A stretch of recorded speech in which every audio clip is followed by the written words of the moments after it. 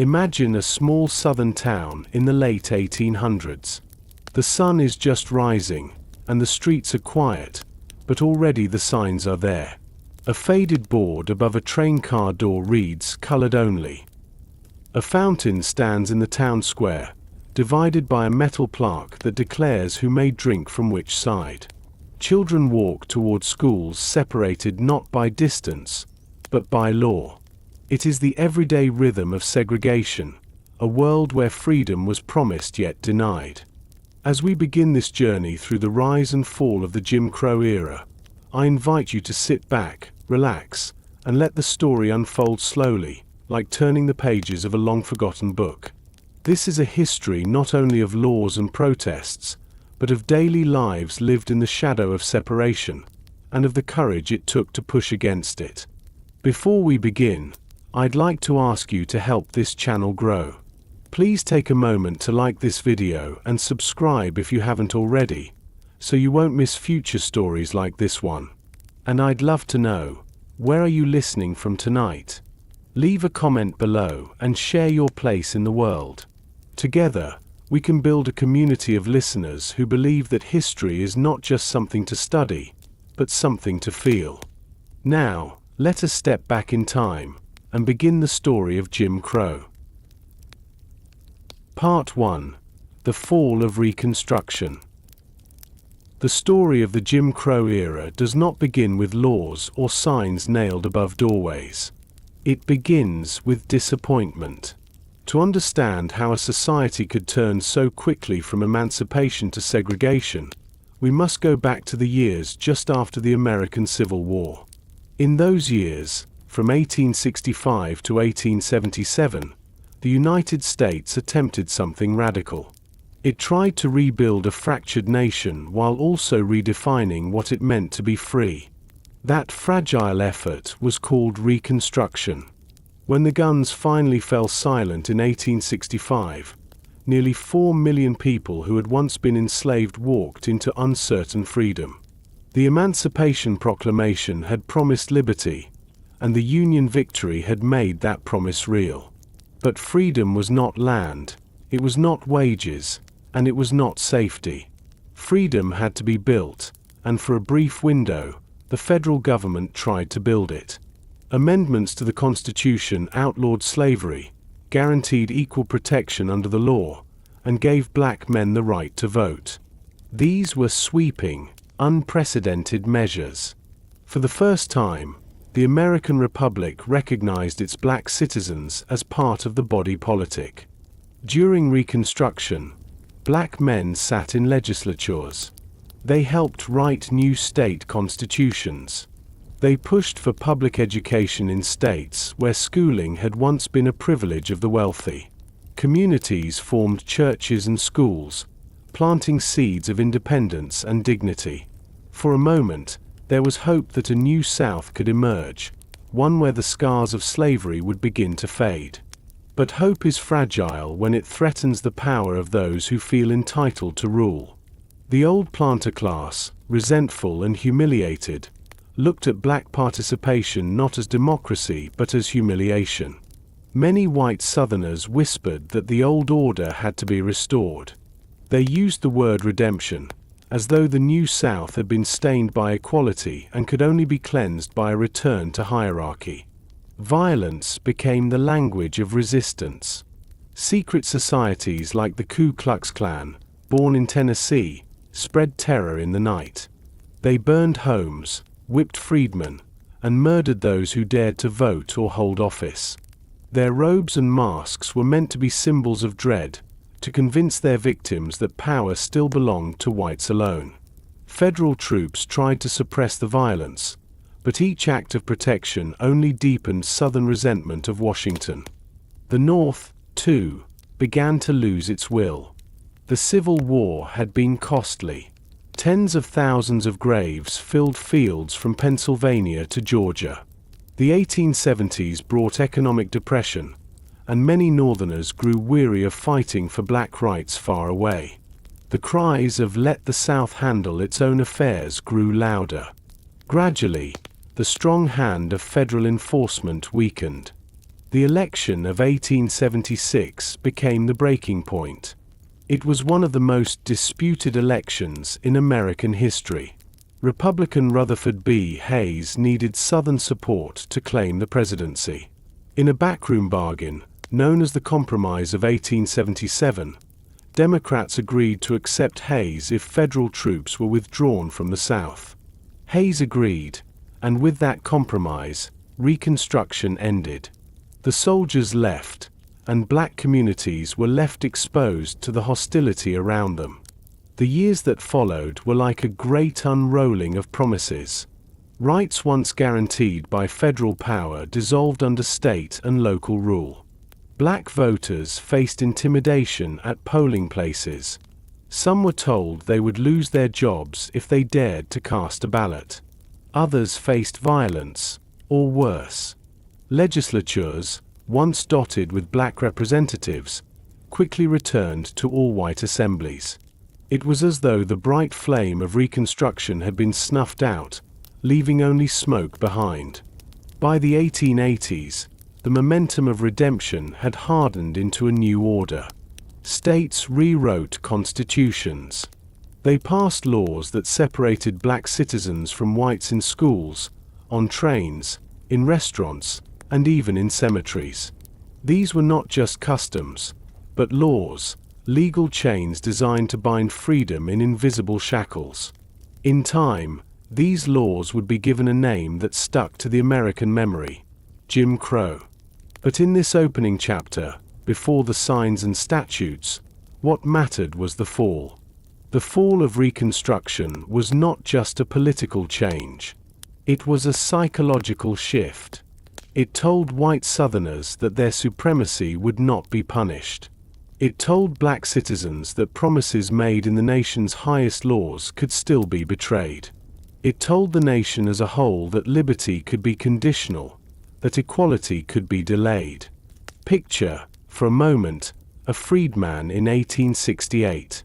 He casts his first ballot, walking proudly past men who once claimed to own him. He believes that history has turned. He believes the country has accepted him as a citizen. Now picture that same man a decade later. The ballot box is guarded by armed men who glare at him with hatred. The law no longer protects him.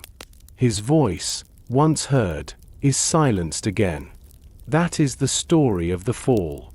For the black communities left behind, survival meant building their own institutions. Churches became more than places of worship. They were safe havens, schools, and meeting halls. Teachers traveled dusty roads to offer education, sometimes at great personal risk. Families saved pennies to buy plots of land, even as banks and laws made ownership precarious. Dignity had to be defended in small ways, even as the larger system pressed down with new weight. The collapse of Reconstruction also hardened the myth of the lost cause. White Southerners recast the Civil War not as a battle over slavery but as a noble fight for states' rights. They painted themselves as victims of federal aggression, not perpetrators of bondage. Monuments to Confederate leaders rose in city squares. School books taught children a distorted history. These stories, carved in stone and ink, justified the reassertion of white supremacy.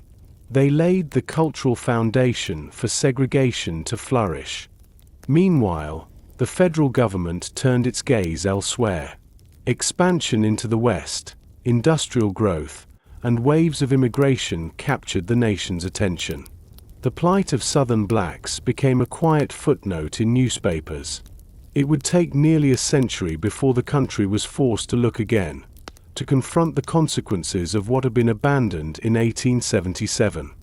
The fall of Reconstruction, then, is not just a story about political deals or military withdrawals.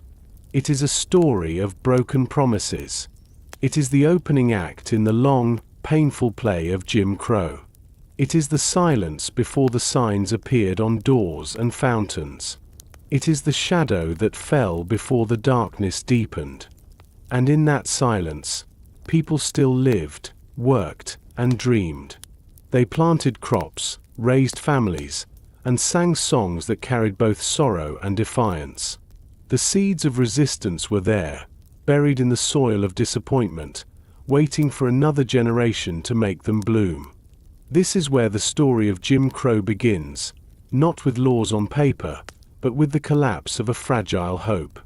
The end of Reconstruction was the birth of a new order, an order built on fear, violence, and deliberate separation. An order that would last for nearly a century. An order that would define the daily lives of millions. As night falls on this first chapter, imagine those freedmen and women standing at the edge of history. They had glimpsed freedom. They had walked for a brief moment in its light. And now they watched as shadows closed in, knowing that their children and grandchildren would inherit a battle they had only begun to fight. Part 2. The Birth of Jim Crow. The fall of Reconstruction left behind a vacuum. Promises had been withdrawn, federal troops had departed, and black communities were left to face the hostility of neighbors who resented their very presence in politics. Out of that vacuum, a new order began to form. It was not sudden, nor was it uniform. It crept forward slowly, one law, one custom, one court ruling at a time.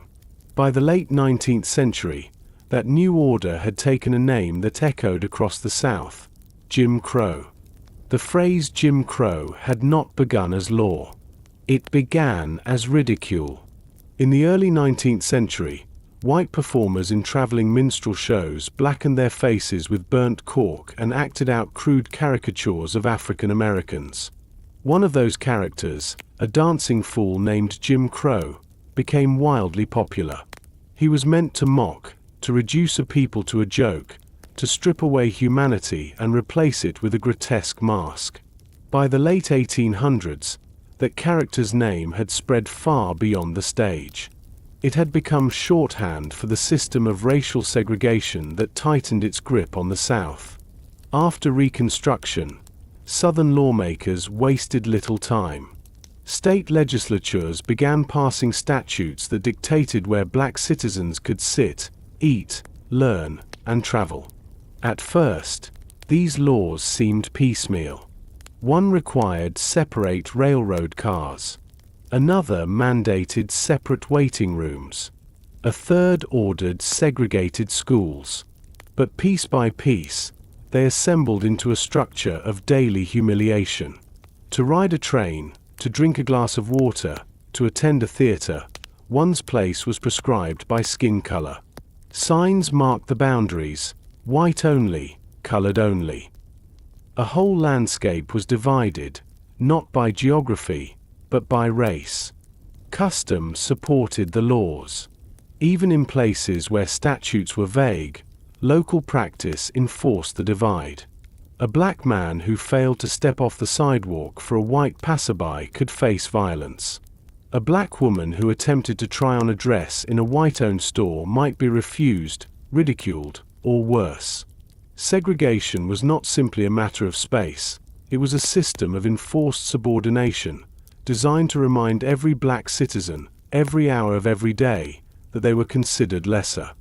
The law, too, gave this system its blessing. In 1896, the United States Supreme Court heard the case of Plessy versus Ferguson. Homer Plessy, a man of mixed race in Louisiana, had deliberately sat in a whites-only train car to challenge segregation laws. His arrest became a test case. The court's decision, however, was devastating. It ruled that segregation was constitutional, so long as the facilities were separate but equal. Those 4 words, so deceptively neat, would justify half a century of legalized segregation. In practice, of course, there was no equality. Schools for black children received fewer funds, fewer books, and crumbling buildings. Train cars for black passengers were dirtier, less maintained, and sometimes non-existent. The phrase separate but equal was a shield for inequality.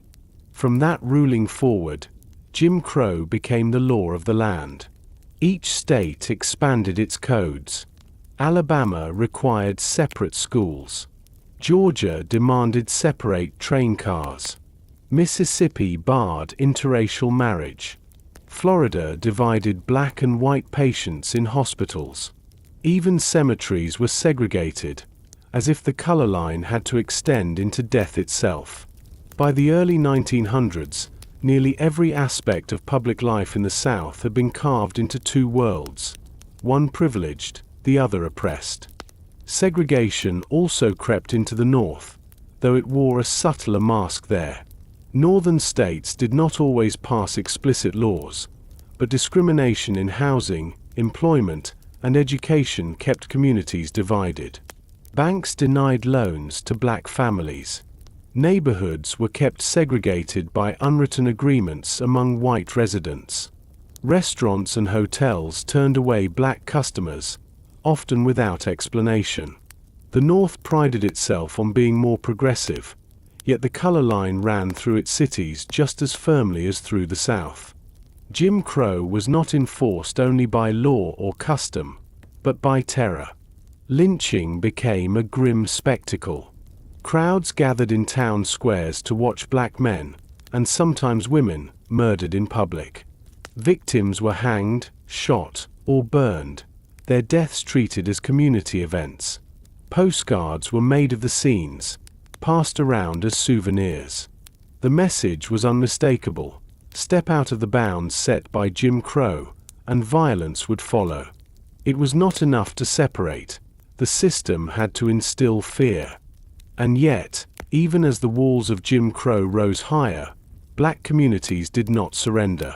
They built their own institutions. Churches stood as pillars of resilience, hosting not only worship but schools, businesses, and social gatherings. Black newspapers printed stories of injustice that white presses ignored. Teachers, often poorly paid, dedicated their lives to educating children in one-room schoolhouses with hammer-down books. Musicians carried sorrow and hope into the world, giving birth to blues and jazz, sounds that spoke of survival, creativity, and defiance. The name Jim Crow thus carried a bitter irony. What began as a mocking stage character had grown into a system of law and life. It mocked the very idea of equality promised in the Constitution. It mocked the sacrifices of those who had fought for freedom in the Civil War. It mocked the hope that Reconstruction had briefly kindled. And yet, beneath the weight of that mockery, a quiet strength persisted. By the turn of the 20th century, segregation was not just a set of practices. It was a way of life, embedded in the architecture of towns, in the routines of travel, in the expectations of daily interaction. Children grew up learning which fountain was theirs. Adults calculated the risks of stepping out of place. Entire generations were raised within boundaries marked by law and custom. For whites, those boundaries offered comfort and privilege. For blacks, they offered constant reminders of exclusion. The birth of Jim Crow was not a single moment but a slow tightening, like the closing of a fist.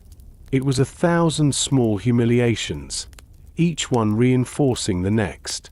It was the sound of a conductor ordering a passenger to move to another car. It was the sight of two schools standing side by side, one bright and well kept, the other falling into disrepair. It was the quiet dread of walking past a lynching tree. It was a system designed not only to separate but to define identity, to make race the first fact of every life. And so, as the 19th century gave way to the 20th, the South had been remade. The promise of freedom had withered into a reality of separation. The dream of equality had been buried beneath the weight of separate but equal. Jim Crow had been born, and with him, a long night of segregation began. Part 3: Everyday Apartheid. By the end of the 19th century, Jim Crow was no longer an idea forming in law books or whispered in political circles. It had become daily life. Segregation was not just the occasional sign above a doorway. It was everywhere.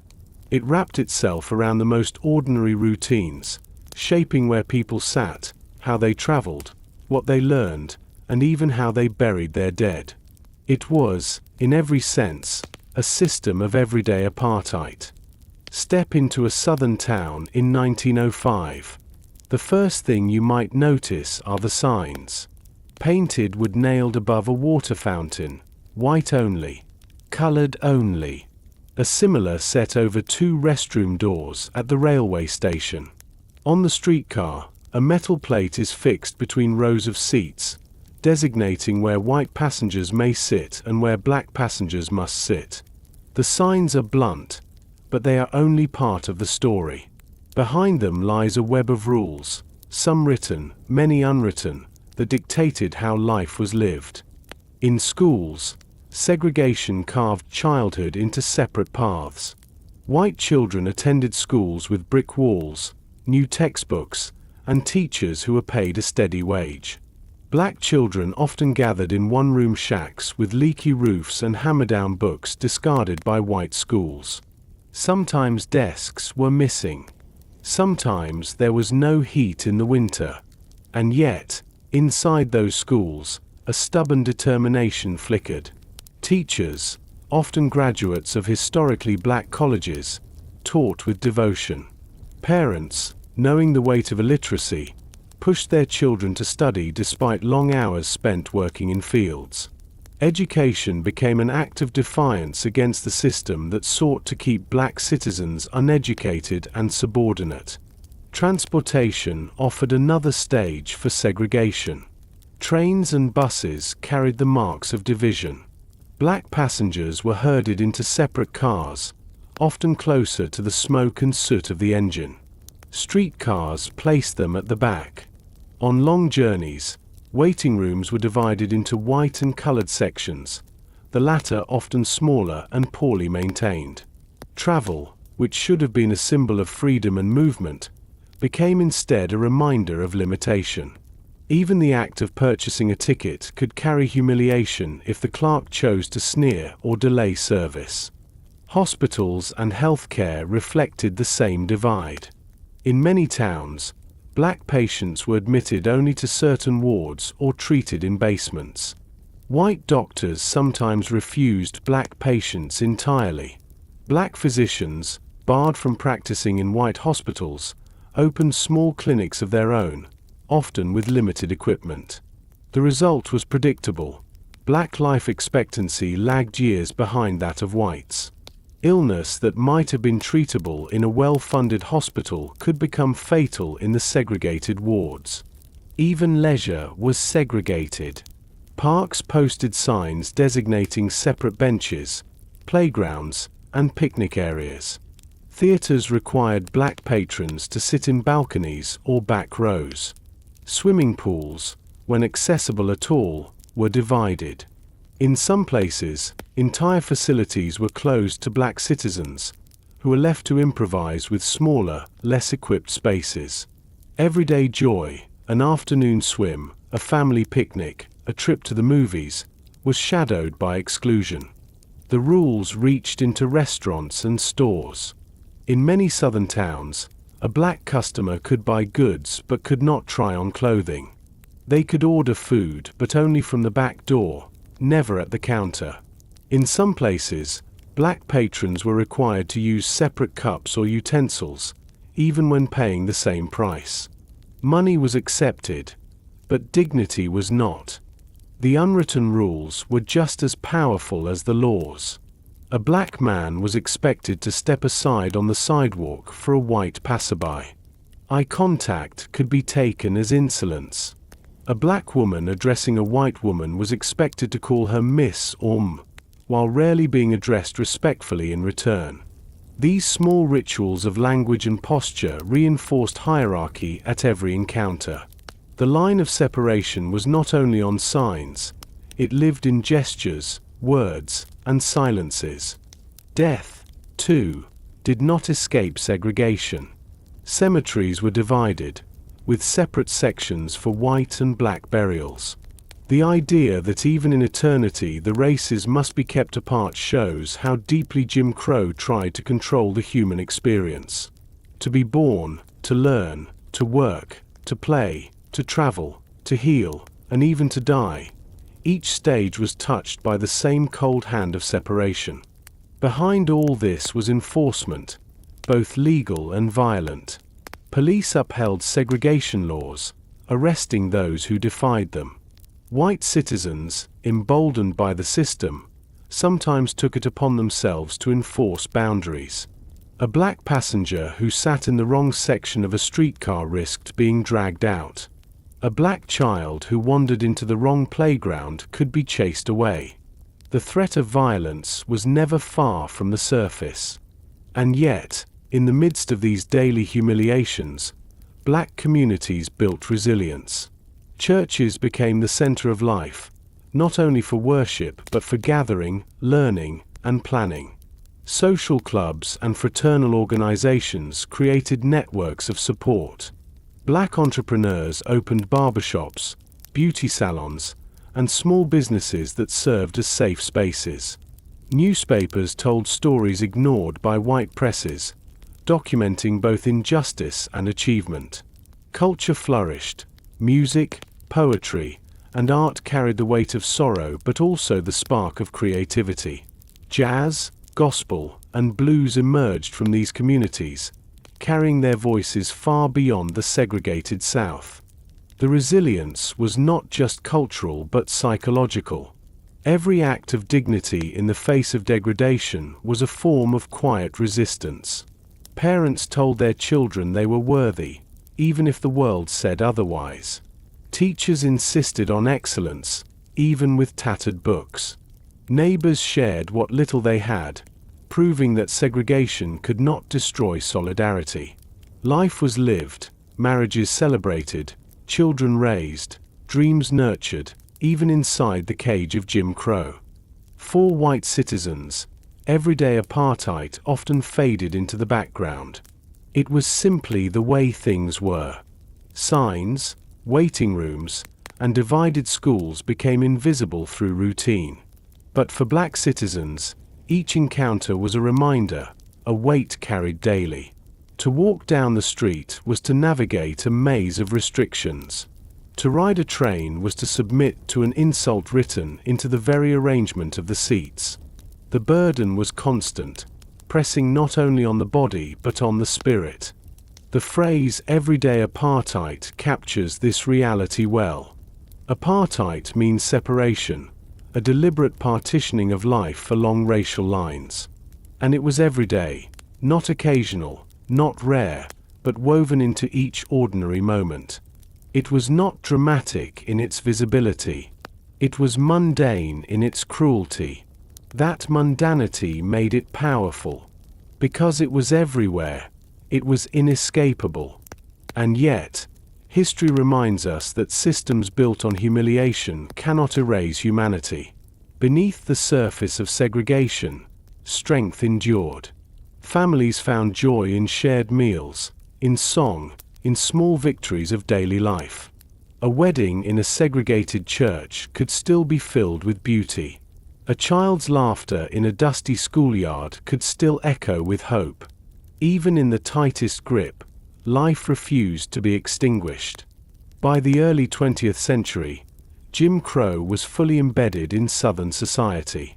It governed not just public spaces but private expectations.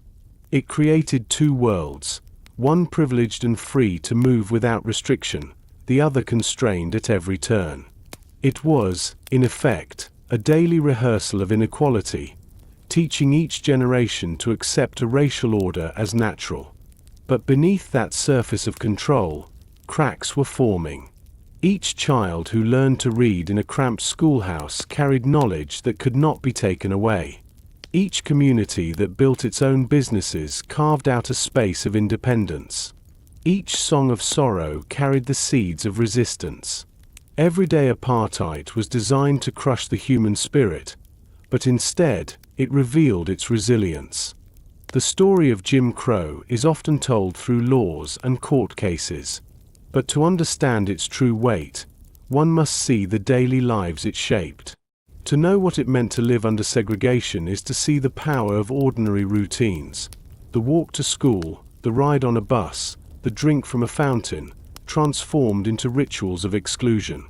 That was the power of Jim Crow, and that was also the ground where resistance slowly, quietly, began to grow. Part 4. Violence and Terror. If segregation was the cage, violence was the lock that kept it shut. The Jim Crow system relied not only on laws, not only on customs, but on fear. It was a fear carefully cultivated, made visible in night rides, lynchings, and the ever-present threat of sudden brutality. To live under Jim Crow was to live with the knowledge that stepping out of line, even in the smallest way, could bring not just humiliation but death.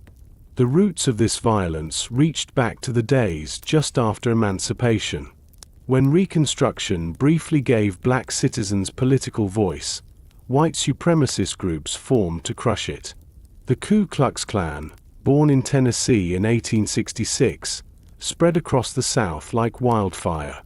Its members, cloaked in white robes and hoods, rode at night to intimidate and terrorize. They whipped freedmen who dared vote. They burned schools where black children learned their letters. They murdered officials who tried to enforce Reconstruction laws. Though federal troops at times suppressed these groups, the underlying impulse, to maintain white dominance by force, never disappeared. When Reconstruction ended, that impulse returned unchecked. By the late 19th century, lynching had become the most visible and horrifying form of racial violence. Lynchings were extrajudicial killings, carried out by mobs who claimed to be protecting the honor of the white community. The accusations that triggered them were often flimsy, sometimes invented outright. A black man might be accused of looking at a white woman the wrong way, of failing to step off the sidewalk, or of challenging a labor contract. Once accused, there was rarely a trial. Instead, mobs seized victims from jails, or simply from their homes, and carried out swift executions. The scale was staggering.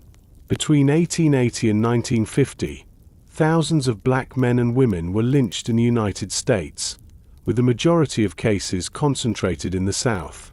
These were not secret crimes. They were public rituals. Notices were sometimes printed in newspapers. Crowds gathered, sometimes numbering in the hundreds or even thousands. Vendors sold food. Photographers took pictures, turning them into postcards passed casually through the mail. Children were brought to watch. Lynching was meant not only to kill the body but to send a message. This is what happens when the racial order is challenged. The methods were deliberately brutal. Victims were hanged from trees, bridges, or lampposts. Some were shot repeatedly. Others were burned alive, their agony turned into spectacle. Body parts were sometimes taken as souvenirs. Each act was meant to terrorize not just the victim but the entire community. A single lynching sent ripples of fear through families, neighbors, and towns. It reminded everyone that the law was not protection but a weapon wielded by those in power. The law itself often stood aside. Sheriffs and judges looked the other way, or even participated. Juries refused to convict mob members, no matter how clear the evidence. Newspapers justified the killings as justice served. The line between law enforcement and mob violence blurred until, in many places, it vanished entirely. Violence was not outside the system of Jim Crow. It was part of it, its enforcement arm. The terror extended beyond lynching. Night riders, often members of the Klan or similar groups, prowled rural roads. Their arrival was signaled by hooves pounding in the darkness, torches casting flickering light. They might stop at a farm and drag a man from his bed to whip him for insolence. They might leave burning crosses to remind families that they were being watched. They might target teachers, ministers, or anyone who tried to organize black voters. The message was always the same: do not resist. Economic violence was another weapon. A black sharecropper who tried to assert his rights could be evicted. A black worker who spoke out against unfair wages could be fired, blacklisted, and left destitute. Families who dared to challenge segregation might find their homes burned to the ground. In towns across the South, entire black neighborhoods were destroyed by white mobs, sometimes called race riots, though the violence flowed in one direction. Tulsa in 1921, Rosewood in 1923, Atlanta in 1906. The names differ, but the pattern was the same. Prosperous black communities, seen as threats to white dominance, were reduced to ash. The psychological toll was immense. To walk through daily life knowing that violence might erupt at any moment was to live under constant strain. Parents taught children how to behave around whites, not out of respect, but out of fear. Don't look them in the eye. Always say yes, sir, or yes, These were lessons of survival. Families carried unspoken rules, learned through generations, designed to avoid provoking white anger. The boundaries were never clear, and that uncertainty only deepened the fear. And yet, in the face of this terror, voices rose to resist. Journalists like Ida B. Wells exposed the horror of lynching, traveling the country to document cases and speak out. Her words carried truth where silence had reigned. Black newspapers, often under threat themselves, published stories of injustice. Churches preached courage and hope. Communities formed self-defense groups, though they often risked even greater retaliation. Resistance was costly, but it existed, quiet, persistent, and brave. The terror also forged solidarity. Families relied on one another, neighbors shared resources, and communities built networks of survival. Out of sorrow grew music that carried both pain and strength, the haunting wail of the blues, the deep roots of gospel. These were not escapes from reality, but expressions of endurance. To understand Jim Crow, one must understand this layer of violence. Laws told black citizens where they could sit, drink, or learn. Violence told them what would happen if they dared to disobey. Together, law and terror created a world of control. The system did not rely solely on words written in statutes. It relied on fear written into the memory of communities, passed down like a scar. Picture a small town after a lynching. The tree where the body hung still stands, its branches darkened by fire. Children are hushed by their parents, told never to speak of what they saw. The white citizens go about their business, untroubled, some even proud. The black citizens lower their voices, avert their eyes, and carry grief silently. Life resumes, but the terror lingers, shaping every step. That was the true enforcement of Jim Crow. And yet, history is never only darkness. Every act of violence was also a seed of resistance. Every injustice witnessed created a memory that would fuel future demands for justice. Ida B. Wells's writings, the NAACP's campaigns, the quiet courage of families who endured, all of these formed the foundation for the movement that would eventually challenge Jim Crow. The violence sought to silence, but it could not erase the will to resist. As the 20th century moved forward, lynching would slowly decline, though not disappear.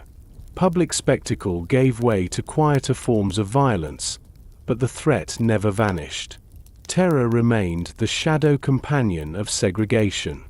It was the whisper in the night, the unspoken rule, the invisible fence. Violence and terror were the harshest tools of Jim Crow, but they also revealed the system's weakness. If segregation were natural, it would not have required such brutality to maintain. The reliance on fear showed that the structure was built not on justice or equality but on force. And force, however strong, cannot silence a people forever. This is the paradox of Jim Crow's violence. It was meant to preserve white supremacy, yet in the long run, it exposed its cruelty to the world.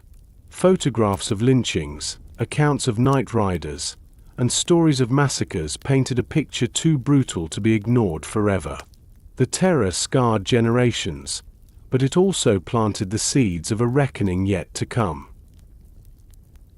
Part 5. Black Communities Fight Back. Jim Crow sought to strip dignity from daily life. It sought to remind every black citizen that they were lesser, confined to back seats, separate schools, and silent obedience. But history is never only about oppression. Even in the darkest systems, people carve out spaces of defiance. During the long years of segregation, black communities across the South, and beyond, fought back.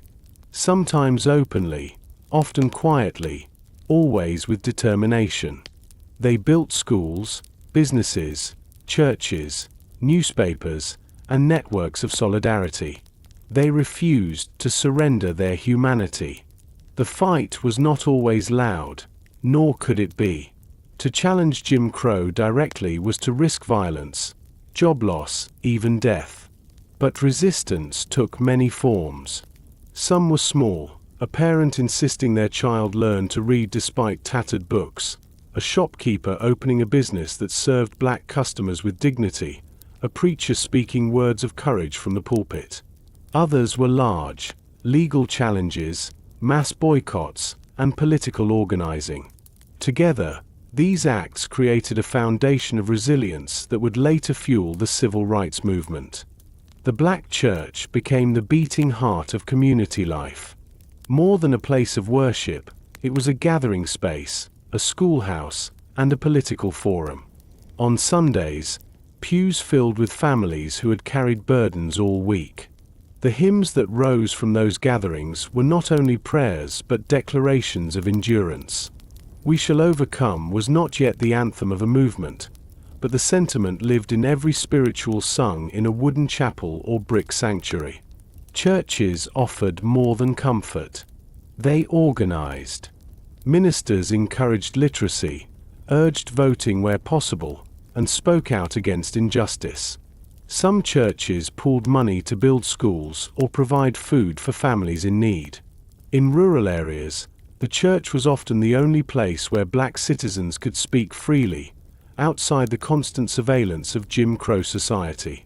Leaders emerged from these pulpits, men and women who understood that faith and survival were intertwined. Education became an act of rebellion. Jim Crow designed schools to be unequal, starving black children of resources, but communities refused to accept ignorance. Parents saved pennies to pay teachers, built one-room schoolhouses from wood and tin, and insisted their children attend even after long days in fields. Teachers were revered figures, often working with little pay, guiding students through battered textbooks discarded by white schools. Institutions of higher learning also flourished.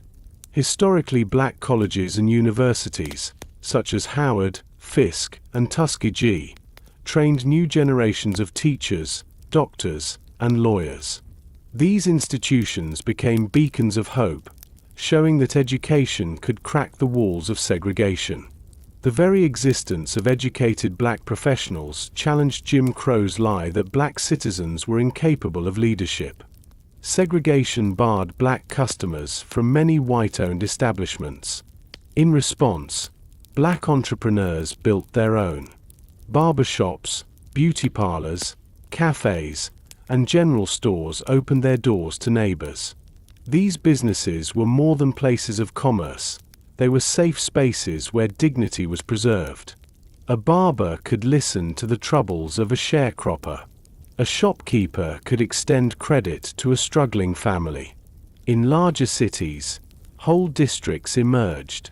In Durham, North Carolina, black-owned banks and insurance companies thrived along what became known as Black Wall Street. In Tulsa, Oklahoma, The Greenwood district became a symbol of prosperity, with theaters, hotels, and restaurants owned and operated by black citizens. These successes were fragile. Tulsa's was destroyed in the massacre of 1921, but they proved that even under oppression, enterprise could flourish. Newspapers became weapons in the fight against Jim Crow. While white presses ignored or distorted stories of racial violence, black journalists told the truth. Papers like the Chicago Defender and the Pittsburgh Courier carried news, opinion, and calls to action. They documented lynchings, exposed injustice, and encouraged migration northward. Journalists like Ida B. Wells risked everything to speak out. She investigated lynchings, publishing names, dates, and details that white authorities preferred to bury. For her courage, her printing press was destroyed, and she faced constant threats. Yet she continued, traveling the nation and even abroad to shine a light on American hypocrisy. Her work inspired others and laid groundwork for organized activism. Beyond churches and newspapers, black communities formed networks of mutual aid. Fraternal organizations like the Prince Hall Masons or the Knights of Pythias provided insurance, burial funds, and community support. Women's clubs, led by figures like Mary Church Tell, organized around education, health, and social welfare. These groups nurtured leadership skills and fostered unity. They also provided safe forums for political discussion. In an era when speaking too loudly against segregation could be deadly, these clubs allowed ideas to grow, strategies to form, and courage to be shared. Not every act of defiance was organized. Some were as simple as a mother teaching her child pride in who they were. Some were a father refusing to let an insult break his dignity. A farmer might hold onto a plot of land against all odds, knowing ownership meant independence. A teacher might slip a black history lesson into a curriculum designed to erase it. Even art became resistance. Blues singers poured sorrow and defiance into their songs.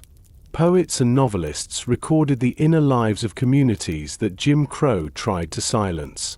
Every creative act was a reminder: we are here, we endure, we will not be erased. For many, fighting back meant leaving. Beginning in the early 20th century, millions of black Southerners migrated north and west. They sought jobs in factories, better schools, and escaped from the constant humiliation of Jim Crow. The journey was not easy. Racism awaited them in northern cities, too, but the migration reshaped America. It built thriving black neighborhoods in Chicago, Detroit, and New York. It gave rise to the Harlem Renaissance, a cultural flowering of music, art, and literature. Migration was itself a form of protest. Each departure was a refusal to accept the limits of the South. Each family that boarded a train northward carried not just luggage but hope for opportunity, for dignity, for a life where their children might walk streets without fear of a lynching tree. By the early 20th century, the foundations of resistance were firmly laid.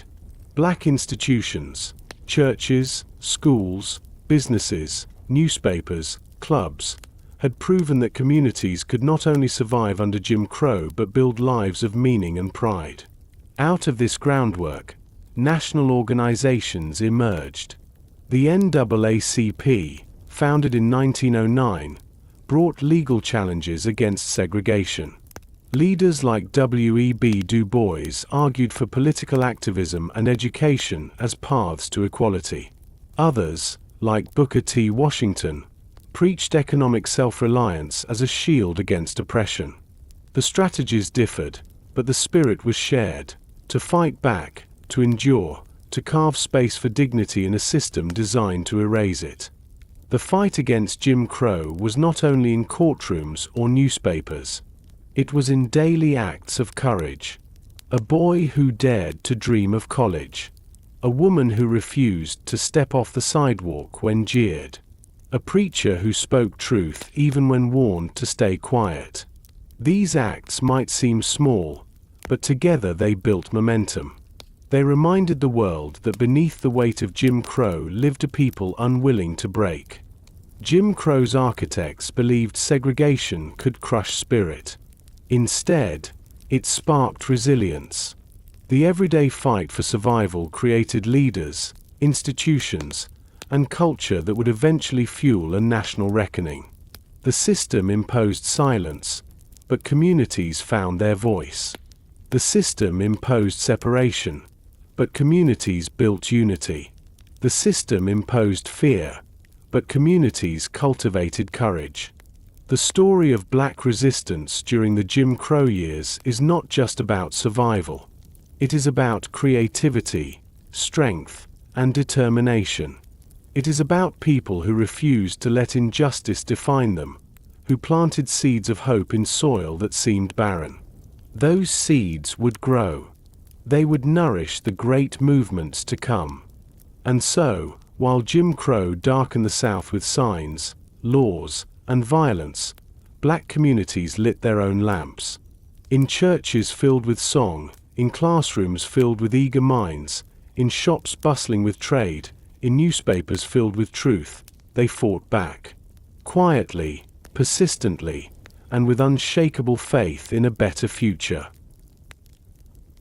Part 6. The Great Migration. The story of Jim Crow is not only the story of those who stayed in the South and endured its weight. It is also the story of those who left. Beginning in the early years of the 20th century, millions of Black men, women, and children gathered their belongings, sold what they could, and boarded trains that pointed north and west. This movement, which unfolded in waves across decades, came to be known as the Great Migration.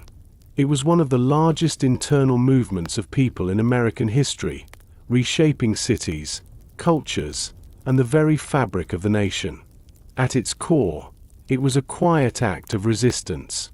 Each step onto a train platform, each suitcase carried into a station, each farewell whispered at a rural depot was a refusal to accept life under Jim Crow. The push to leave was powerful. The South offered little more than back-breaking labor and constant humiliation. Sharecropping bound many families to the land in a cycle of debt, with little chance of escape.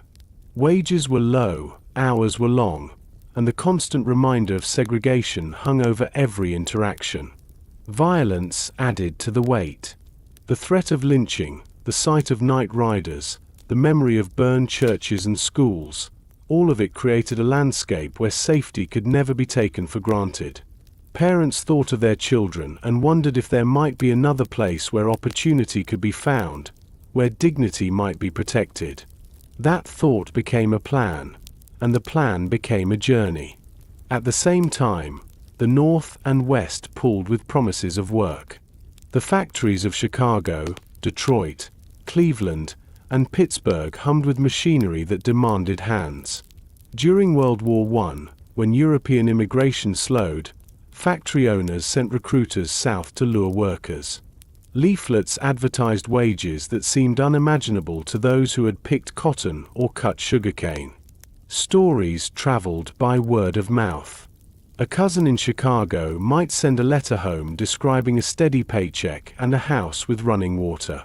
A neighbor might return to visit, wearing a fine suit purchased with factory wages. The promise of something better spread, until it seemed that train tracks pointed not just to other cities but to another life. The journey itself was daunting. Families often left at night, slipping away quietly to avoid the anger of white landowners who depended on their labor. They packed what they could carry, often just a few bags, leaving behind homes and fields that held generations of memory. Train stations became places of both sorrow and hope. Mothers hugged daughters, fathers clasped hands with sons, children clutched small bundles of clothes. The whistle of the departing train was a sound of both fear and possibility. It carried them away from the familiar and toward the unknown. Arriving in northern cities was a shock. The streets bustled with trolleys, automobiles, and crowds. Brick buildings rose where fields once stretched. The air smelled of coal, metal, and factory smoke. For those who had lived in small towns or rural farms, the city seemed overwhelming. Yet it also felt like freedom. No signs pointed them to the back of the bus. No law barred them from drinking from a fountain. The vote, though often contested, was not formally denied. The promise of the North was not perfection, but it was possibility. Still, the North was no paradise. Racism followed, though in different forms. Black families were crowded into segregated neighborhoods by landlords who refused to rent elsewhere. Banks denied loans, making it hard to buy homes. Jobs were offered but often at the lowest pay, and unions sometimes barred black workers from joining. In many northern cities, resentment brewed as white residents saw new arrivals as competition for housing and work. Tensions erupted into violence in places like Chicago in 1919, when a summer of racial unrest left dozens dead. The North did not erase prejudice, it simply reshaped it. And yet, even in the face of new obstacles, black communities flourished. Churches that had once been small southern congregations grew into powerful northern institutions. Businesses multiplied, serving growing neighborhoods.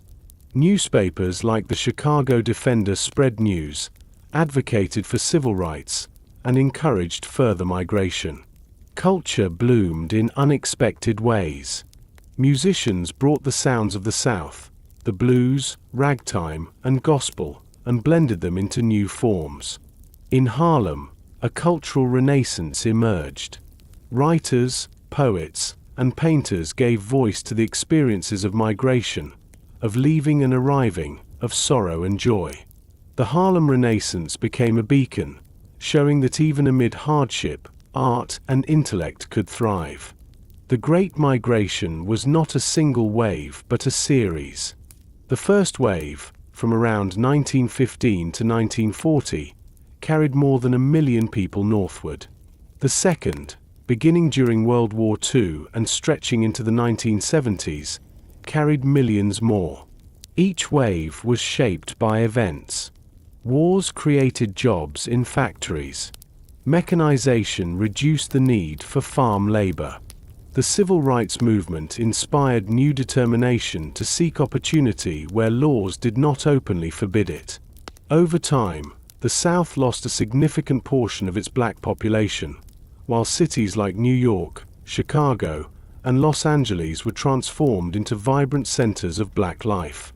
The impact was profound.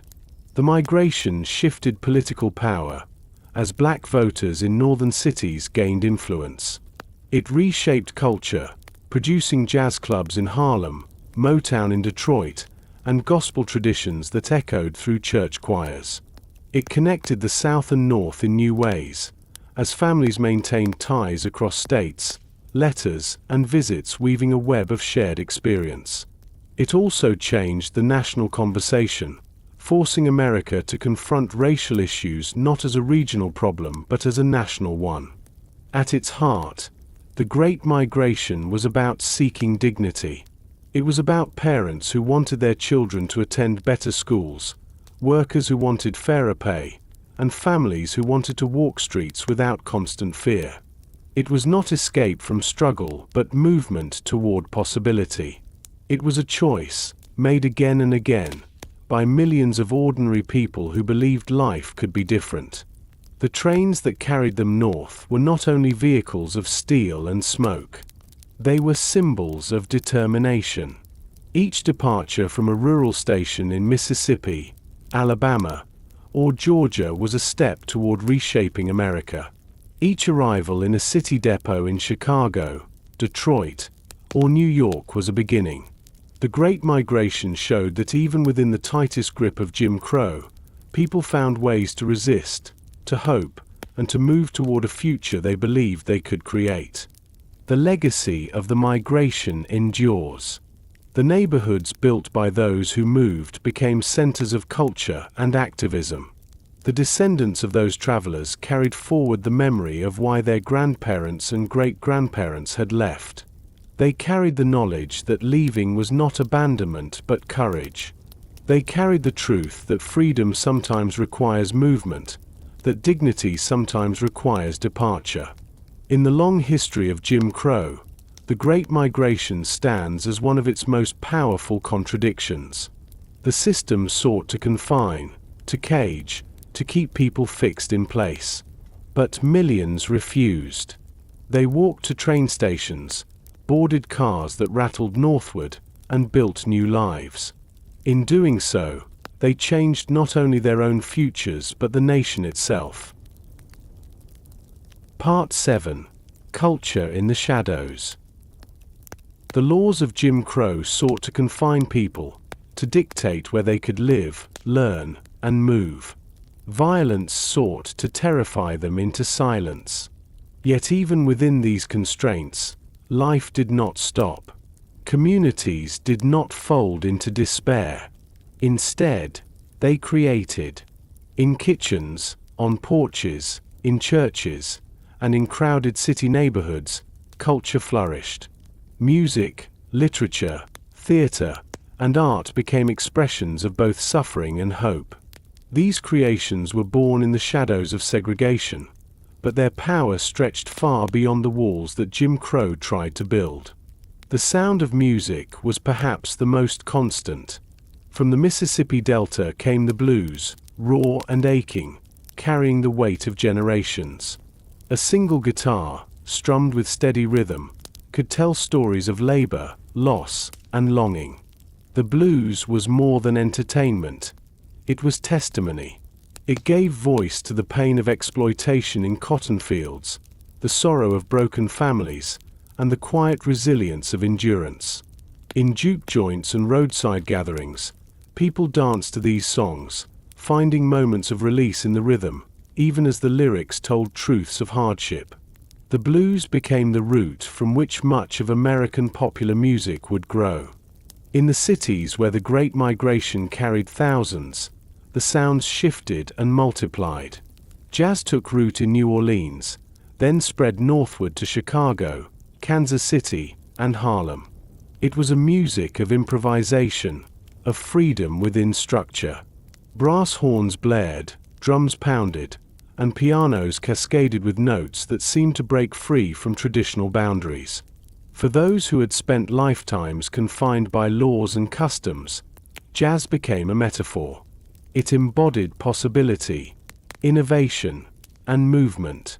Clubs filled with both black and white patrons, though outside the door segregation still reigned. Musicians like Louis Armstrong and Duke Ellington carried the sound into the wider world, proving that even in a society that tried to silence them, black voices could not only be heard but celebrated. Gospel music, too, soared. In churches that stood as anchors of black communities, choirs lifted hymns that mixed faith with defiance. The rhythms drew from African traditions, the melodies from centuries of spirituals, and the words from scriptures that promised deliverance. Gospel was not only religious expression but cultural strength. It reminded congregations that they were not alone, that survival itself was a sacred act. The sound of voices rising together in harmony created a sense of power greater than any single individual could muster. Literature also thrived. Writers began to put onto paper the experiences of segregation, migration, and identity. In the early 20th century, the Harlem Renaissance emerged as a powerful literary movement. Poets like Langston Hughes captured the rhythms of speech and song, writing lines that celebrated black identity while laying bare the pain of racism. Novelists like Zora Neale Hurston wove folklore, dialect, and storytelling into works that affirmed the richness of black culture. These voices challenged the stereotypes that Jim Crow relied upon. They declared, in prose and poetry, that black life was not marginal but central to the American story. The Harlem Renaissance was more than literature. It was a flowering of visual art, theatre, and intellectual debate. Painters captured the vibrancy of urban life. Actors performed in plays that confronted racial themes. Thinkers gathered in salons to discuss politics, philosophy, and the meaning of freedom. Harlem, a neighborhood in New York, became a symbolic capital, a place where black culture announced itself boldly. For migrants who had left the South, it was a reminder that their journey had not been in vain. They had brought with them traditions and talents that now transformed the nation's cultural landscape. This flowering of culture did not erase Jim Crow, but it softened its edges. Even in the South, where laws remained most rigid, art provided escape and pride. Traveling musicians brought blues and jazz to small towns. Church choirs inspired hope. Local newspapers published poems and essays. Children memorized verses in schoolhouses that might lack resources but never lacked determination. Every cultural creation was a quiet act of resistance, a refusal to be defined solely by oppression. Sport also became a realm of cultural assertion. In segregated leagues and schools, athletes honed their skills. The Negro Leagues in baseball showcased players of extraordinary talent, denied entry to Major League Baseball because of their race. Crowds packed stadiums to watch them play, celebrating not only the game but the defiance it represented. When Jackie Robinson finally broke the color barrier in 1947, he carried with him the weight of generations who had proved themselves in the shadows. His success was not only personal, it was cultural victory against the lie of segregation. The influence of black culture under Jim Crow reached beyond America's borders. Musicians toured Europe, where they found audiences more willing to listen than at home. Writers published works that spoke not only to black Americans but to people struggling against colonialism and inequality worldwide. Culture built bridges that politics could not. It showed that the creativity born in the shadows of segregation held universal power. Within communities, culture also served as memory. Songs carried stories from one generation to the next. Poems preserved experiences that might otherwise be forgotten. Folk tales, retold on porches and in kitchens, reminded children of heritage. These cultural forms became archives of survival, ensuring that even if history books ignored black life under Jim Crow, the people themselves would not forget. In some ways, the flourishing of culture was Jim Crow's unintended consequence. The system sought to isolate, but isolation fostered unique forms of expression. By forcing communities inward, it created spaces where traditions could evolve without interference. What was meant to be confinement became, paradoxically, a ground for creativity. Out of the shadows of segregation, art emerged that would define much of the 20th century. The persistence of this culture revealed a deeper truth. Oppression cannot fully extinguish human creativity. Jim Crow could dictate where someone sat on a bus, but it could not silence a trumpet. It could deny entry to a restaurant, but it could not stop a poem from being written. It could burn a school, but it could not erase the stories told in a home. Culture slipped through the cracks of the system, carrying with it laughter, sorrow, joy, and resistance. As the decades passed, this cultural foundation would prove essential. It gave future generations a sense of pride and identity. It prepared the ground for the civil rights movement by showing that black voices were powerful, worthy, and unstoppable. When marches and protests filled the streets in the mid-20th century, they were carried by songs, chants, and words that had been nurtured for decades in the shadows of segregation. The story of Jim Crow is often told through its brutality, and rightly so. But to tell only of violence and humiliation is to miss the other half. It is to miss the resilience, the creativity, and the beauty that bloomed in unlikely soil. Culture in the shadows was more than survival. It was defiance. It was a declaration that even in darkness, people could shine. Part 8.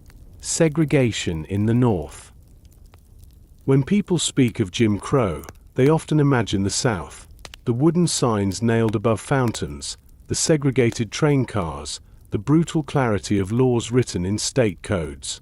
But segregation was not confined below the Mason-Dixon line. In the North, where slavery had ended earlier and where no statutes demanded separate but equal, a quieter form of segregation took root. It was not always written in law, but it was enforced in practice, shaping lives just as powerfully. The North became a place of both promise and disappointment, a region where migrants from the South found opportunity but also discovered new walls built of custom, policy, and prejudice.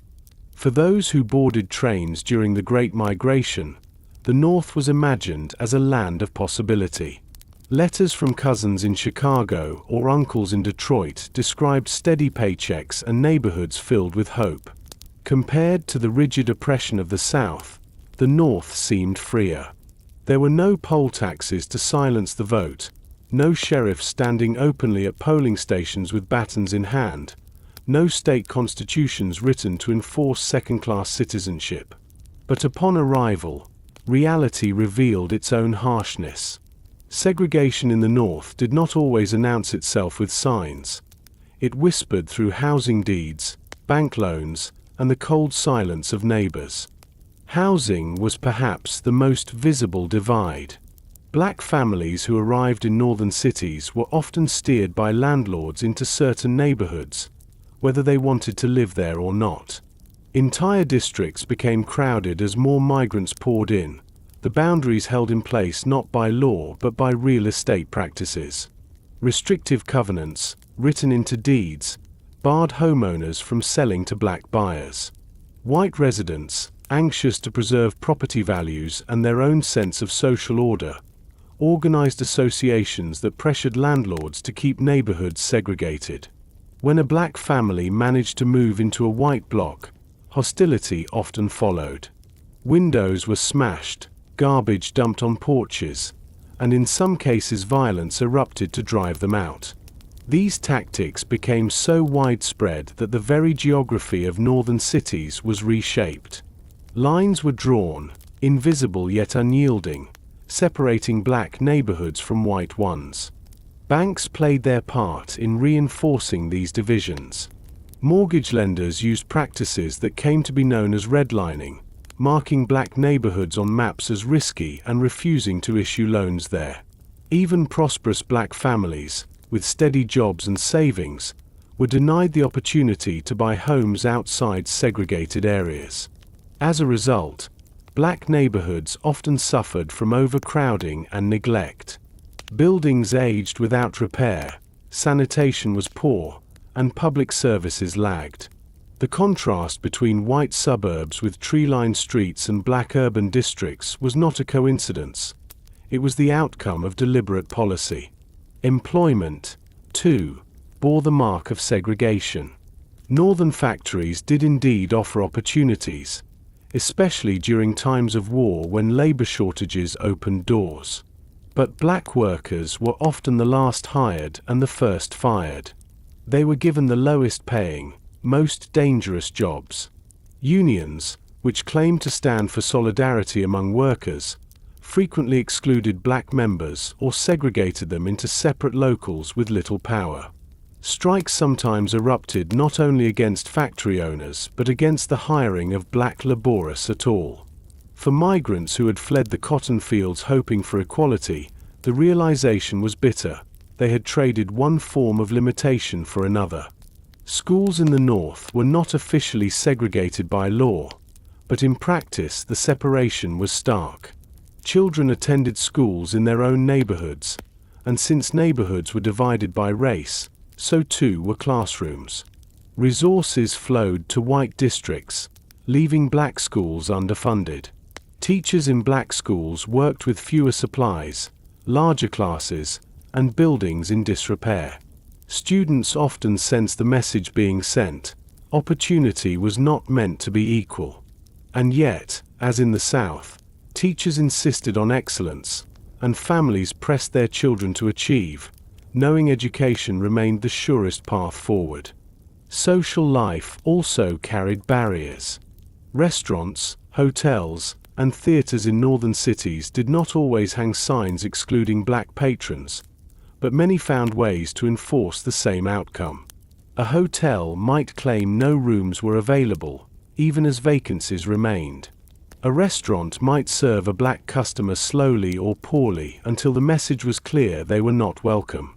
Dance halls, swimming pools, and amusement parks often excluded black visitors outright or imposed special days and hours that kept the groups apart. The sting was subtle but constant, a reminder that even without statutes, prejudice drew boundaries.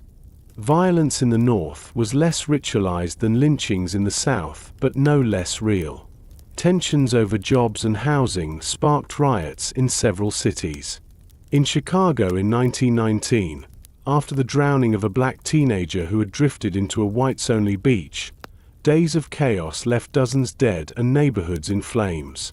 Detroit in 1943 saw mobs attack black residents during a period of wartime migration, with federal troops called in to restore order. These explosions revealed that the North was not immune to the same racial hatred that gripped the South. It was simply shaped by different conditions. Yet just as in the South, communities fought back. Black newspapers flourished, spreading stories of discrimination and calling for change. The Chicago Defender urged Southern migrants not only to come north but to demand dignity when they arrived. Organizations formed to challenge discrimination in hiring, housing, and education. Churches grew into powerful centers of community life, offering not just spiritual guidance but practical aid in navigating the new realities of Northern segregation. Fraternal groups, social clubs, and civic organizations multiplied, building networks of support and leadership. The cultural life that blossomed in the North became one of the most enduring legacies of this era. Harlem, with its renaissance of art, poetry, and music, became a symbol of possibility. Chicago's South Side pulsed with jazz clubs and theaters. Writers, musicians, and thinkers gave voice to the contradictions of Northern life. Freedom on paper, barriers in practice, opportunity within reach, dignity still denied. Their creations exposed the hypocrisies of Northern society while celebrating the richness of black experience. Segregation in the North was thus different in form but not in essence.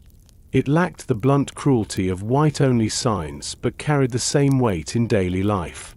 It created boundaries that shaped where people could live, work, and learn. It confined opportunities and reminded families that prejudice was not a Southern problem but an American one. To migrate north was to step out of one set of chains into another, lighter perhaps, but still binding. And yet, as with all parts of the Jim Crow era, the story is not only one of oppression. It is also one of persistence. Families carved out lives in northern neighborhoods, building businesses, nurturing schools, and raising children who would push even harder against the walls around them. The segregated North became both a stage of disappointment and a seedbed of activism. It showed that the problem was national, not regional. It taught that the fight for equality would need to be fought everywhere. In the long arc of history, segregation in the North revealed an important truth. Racism does not need statutes to thrive. It can operate through habits, through policies written in ledgers instead of law books, through silence as much as speech. But it also revealed another truth: resilience travels. Those who left the South carried with them strength, faith, and creativity. They brought the determination that had carried them through sharecropping fields and train stations into new environments. They planted roots in northern soil, even when that soil was rocky. And from those roots, new branches of culture, politics, and activism grew. Part 9. The Court Stir. For decades after Reconstruction fell, the legal system of the United States seemed sealed against the hopes of black citizens. The Supreme Court had spoken in Plessy v. Ferguson, declaring that separate but equal was permissible, and Southern legislatures wasted no time enshrining that phrase into every corner of public life. Signs over water fountains and statutes in law books appeared to carry the weight of permanence. Yet law is never fixed forever. It bends slowly, sometimes agonizingly so, shaped by argument, by challenge, by the courage of those willing to stand before a bench and say that what is accepted must no longer be. The story of Jim Crow is in part the story of the courts, for even as violence raged and customs hardened, the law became a battlefield where cracks in segregation began to form. The early years were bleak. After Plessy, the Supreme Court continued to narrow the protections that had once seemed so promising in the Reconstruction amendments. In case after case, the justices sided with states that curtailed the rights of black citizens. The civil rights cases of 1883 struck down federal laws that had attempted to ban segregation in public accommodations, insisting that the 14th Amendment restricted only government action, not private discrimination. This decision left black citizens exposed, free to be denied service in restaurants, hotels, and theaters with no legal recourse. The message was clear: the highest court of the land had no interest in protecting them from humiliation or exclusion. But law is not only shaped by the Supreme Court. It is shaped in state courts, in lower federal courts, and in the persistence of those who bring cases forward. Across the South and beyond, black citizens and their allies began to challenge injustices one by one. Many lost, but each case planted a seed, preserved an argument, or revealed the absurdity of separate but equal when tested against reality. One of the earliest areas of challenge was education. Schools for black children were visibly, undeniably inferior to those for whites. Buildings were dilapidated, textbooks were outdated, and teachers were underpaid. Parents and local leaders began to press the issue in courts, arguing that even if segregation were legal, states were failing to meet the equal side of the equation. These early suits rarely ended segregation, but they sometimes forced improvements. A school district might be ordered to repair a roof, supply more books, or raise salaries for black teachers. Small victories, but each carried significance. The principle that equality mattered in more than words had been admitted, however grudgingly. The formation of the NAACP in 1909 gave new organization to these efforts. With lawyers like Charles Hamilton Houston and later Thurgood Marshall, the NAACP crafted a deliberate legal strategy. They understood that Jim Crow could not be dismantled overnight, but perhaps it could be weakened, piece by piece, through careful litigation. Their aim was to expose the fiction of separate but equal, by showing that separation itself created inequality.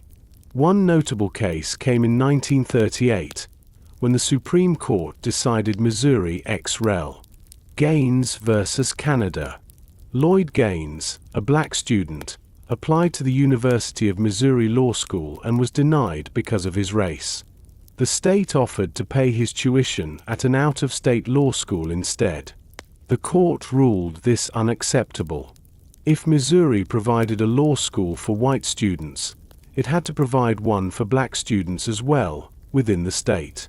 The decision did not end segregation in education, but it signaled that the court was beginning to scrutinize the gap between principle and practice. The 1940s brought further cracks.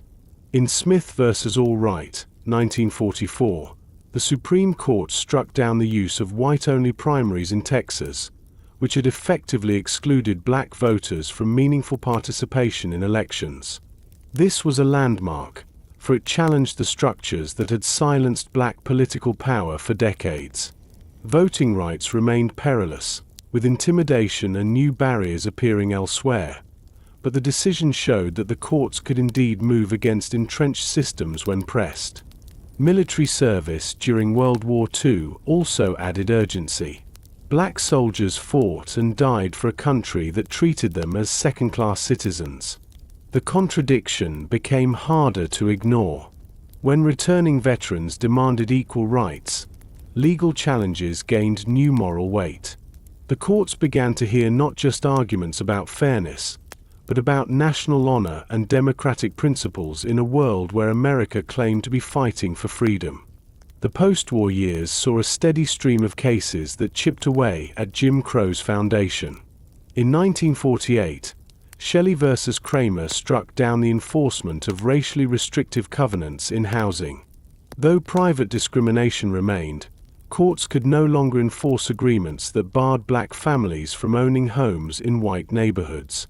In 1950, Sweat versus Painter required the University of Texas Law School to admit a black applicant, ruling that the hastily created separate school was not equal in resources or reputation. These decisions, while narrow, made clear that separate but equal was becoming increasingly indefensible.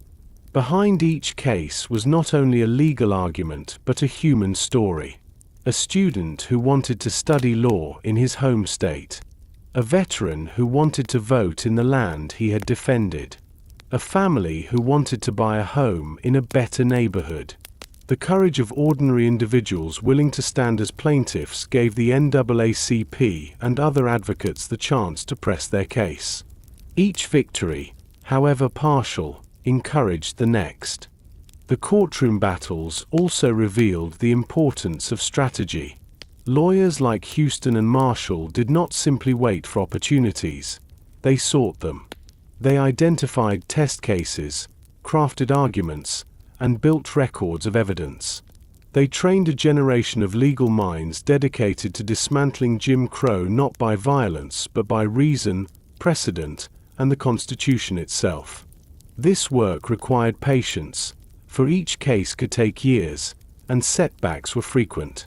But the persistence of these legal campaigns showed that resistance could be systematic as well as spontaneous. By the early 1950s, the cracks had widened. The principle of separation was still upheld in theory, but in practice courts were finding it harder to justify. Each decision forced states either to improve black facilities, which they often could not afford, or to reconsider segregation itself. The stage was being set for a direct confrontation with Plessy. That confrontation would come in 1954, with Brown versus Board of Education. But long before the court declared that separate educational facilities are inherently unequal, the groundwork had been laid by decades of smaller cases. The courts had stirred, slowly and unevenly, but they had stirred nonetheless. They had begun to listen to the voices of those who insisted that the Constitution's promises could not be denied forever. For black communities living under Jim Crow, these legal shifts brought a cautious sense of hope. The changes were not immediate. Schools did not desegregate overnight, nor did housing discrimination vanish. But the very fact that the Supreme Court was willing to rule against certain pillars of segregation signaled that the tide could change. The law, once seen only as an enemy, began to look like a possible ally. It is easy, looking back, to view these cases as inevitable steps toward progress. But at the time, nothing felt inevitable. Every decision required risk. Plaintiffs faced threats, communities braced for backlash, and lawyers carried the weight of representing far more than an individual client. Success was never guaranteed. Yet courage persisted, and through that courage, the legal walls of Jim Crow began to crack.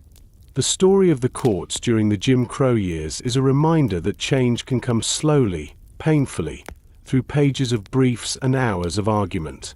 It is also a reminder that even the most entrenched injustices are vulnerable when exposed to truth and persistence. The courts stirred, and though the system of segregation still loomed large, its foundation had begun to weaken. The law that once seemed to enshrine inequality was turning, inch by inch, toward the possibility of justice. Part 10. Brown versus Board of Education. By the early 1950s, the legal foundations of Jim Crow were no longer as solid as they once appeared. Case by case, the courts had chipped away at the fiction of separate but equal. Each ruling that forced states to improve black schools, each judgment that struck down discriminatory practices, widened the cracks. Yet segregation still stood as law. Plessy versus Ferguson, decided more than half a century earlier, still loomed over the American legal system. As long as that precedent held, the doctrine of separation remained legitimate. To dismantle Jim Crow at its core, Plessy would have to be overturned. That moment arrived in 1954, in a courtroom packed with anticipation, when the Supreme Court issued its decision in Brown versus Board of Education. The case did not begin as one lawsuit, but as many. Across the country, black parents grew tired of sending their children to crumbling schools while white children learned in well-funded classrooms nearby. In Kansas, South Carolina, Virginia, Delaware, and the District of Columbia, families filed suits demanding better treatment. Some wanted schools for black children to be improved. Others argued that segregation itself was inherently unequal. The NAACP, led by Thurgood Marshall and a team of skilled lawyers, gathered these cases together, weaving them into a single challenge. The target was not just a leaky roof or a tattered textbook, it was segregation itself. The strategy was bold. Marshall and his colleagues knew that separate but equal was a hollow promise. They set out to prove it, not only with statistics and testimony but with the weight of human experience. Psychologists Kenneth and Mamie Clark conducted studies with black children, showing them dolls of different colors. Again and again, the children, raised under segregation, described the white dolls as good and the black dolls as bad. The conclusion was heartbreaking. Segregation harmed the self-esteem of black children, teaching them to see themselves as inferior. This evidence gave the NAACP's case not only legal force but moral urgency.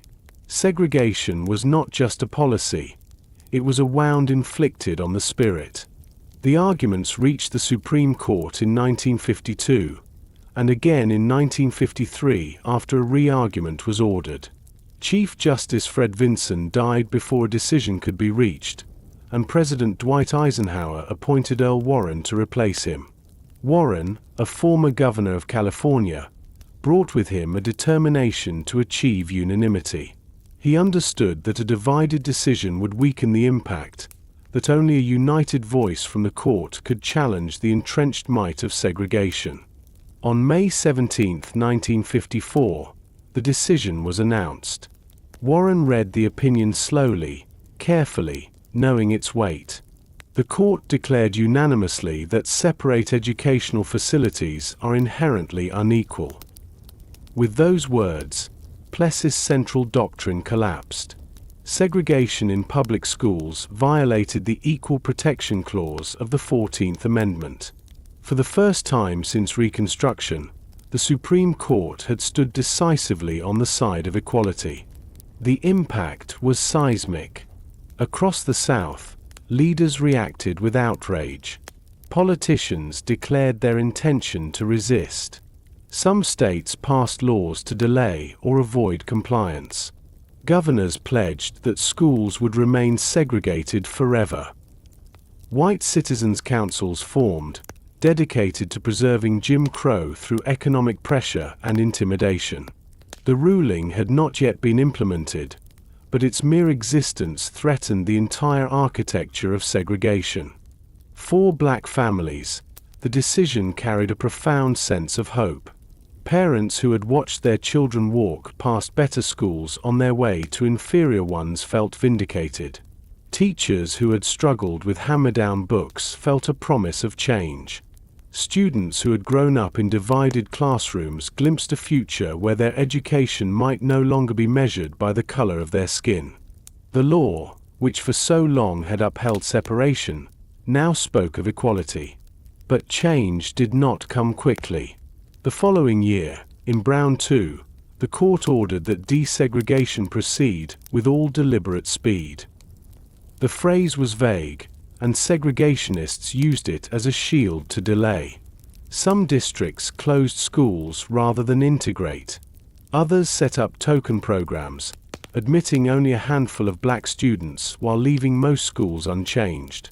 The resistance was fierce, and the promise of Brown would take years, indeed decades, to be realized. Yet the psychological shift was undeniable. The Supreme Court had declared what black communities had long known: separation was not neutral. It was not fair. It was not equal. It was a system of subjugation, incompatible with the Constitution. Brown gave legal and moral ammunition to the civil rights movement that was beginning to gather strength. The marches, boycotts, and sit-ins of the coming years drew power from that ruling, from the knowledge that the highest court in the land had affirmed their cause. The courage of the plaintiffs in Brown should not be forgotten. Parents like Oliver Brown of Topeka, Kansas, who lent his name to the case, risked not only social ostracism but threats to their safety. They stood before the courts not as famous leaders but as ordinary citizens demanding fairness for their children. Their willingness to endure scrutiny and hostility gave Marshall and his team the chance to press their arguments. Behind every legal brief was a family that refused to accept inequality. The decision also marked a turning point in the role of the federal government. For much of the Jim Crow era, Washington had looked away, leaving states to enforce their systems of segregation. Brown forced the issue onto the national stage. Presidents could no longer claim that segregation was a regional problem. Congress could not ignore the growing demand for civil rights.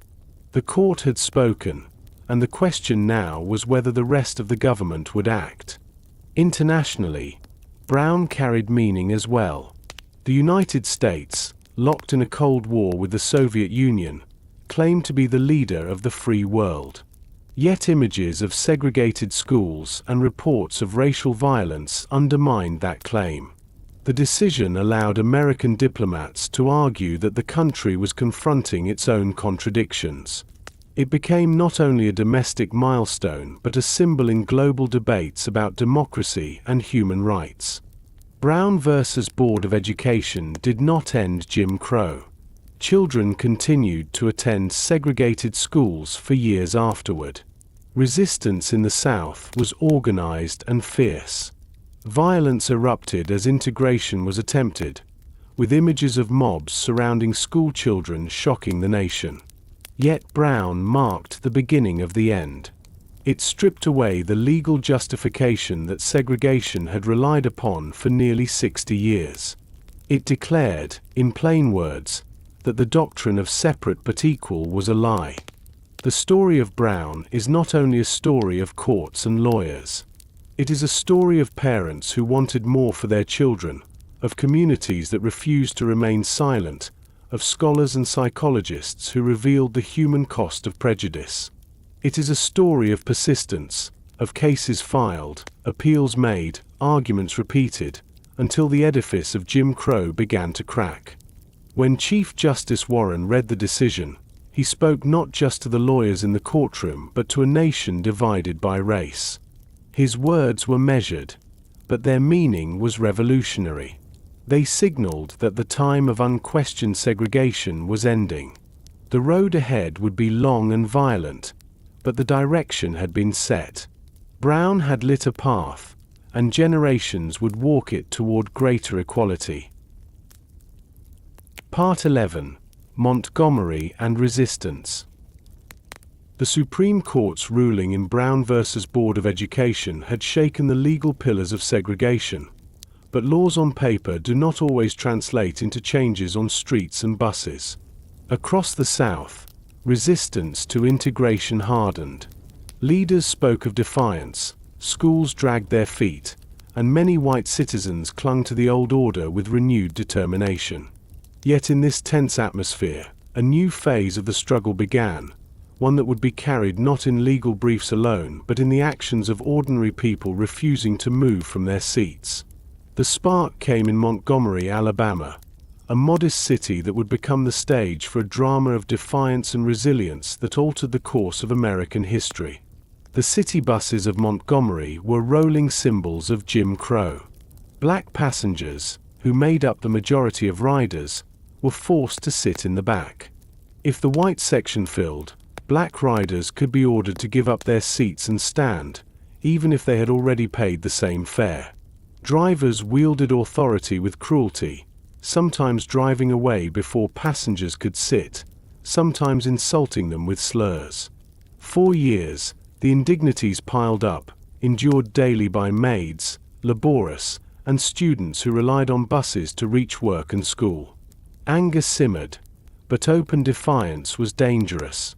The risk of arrest, violence, and job loss hung over anyone who challenged the rules. On December 1, 1955, Rosa Parks boarded a Montgomery bus after finishing her workday as a seamstress. She sat in the section designated for black riders, behind the seats reserved for whites. As the bus filled, the driver ordered her and 3 other black passengers to give up their seats for white riders who had boarded. The others moved. Parks remained still. Her quiet refusal carried the weight of years of accumulated injustice. She later explained that she was not physically tired, only tired of giving in. When the driver threatened her with arrest, she did not move. The police came, and she was taken into custody. Parks was not the first to resist. Months earlier, a teenager named Claudette Colvin had refused to give up her seat. Others had too. But Parks, a respected woman in her community and a longtime activist with the local NAACP, became the figure around whom resistance could coalesce. Her arrest lit a fire that had been waiting for a match. Within days, black leaders in Montgomery called for a boycott of the buses. Flyers were printed, churches spread the word, and on December 5, the boycott began. The first morning revealed the power of solidarity. Black passengers simply did not board the buses. Instead, they walked. Men trudged miles to factories. Women carried groceries long distances. Children walked to school.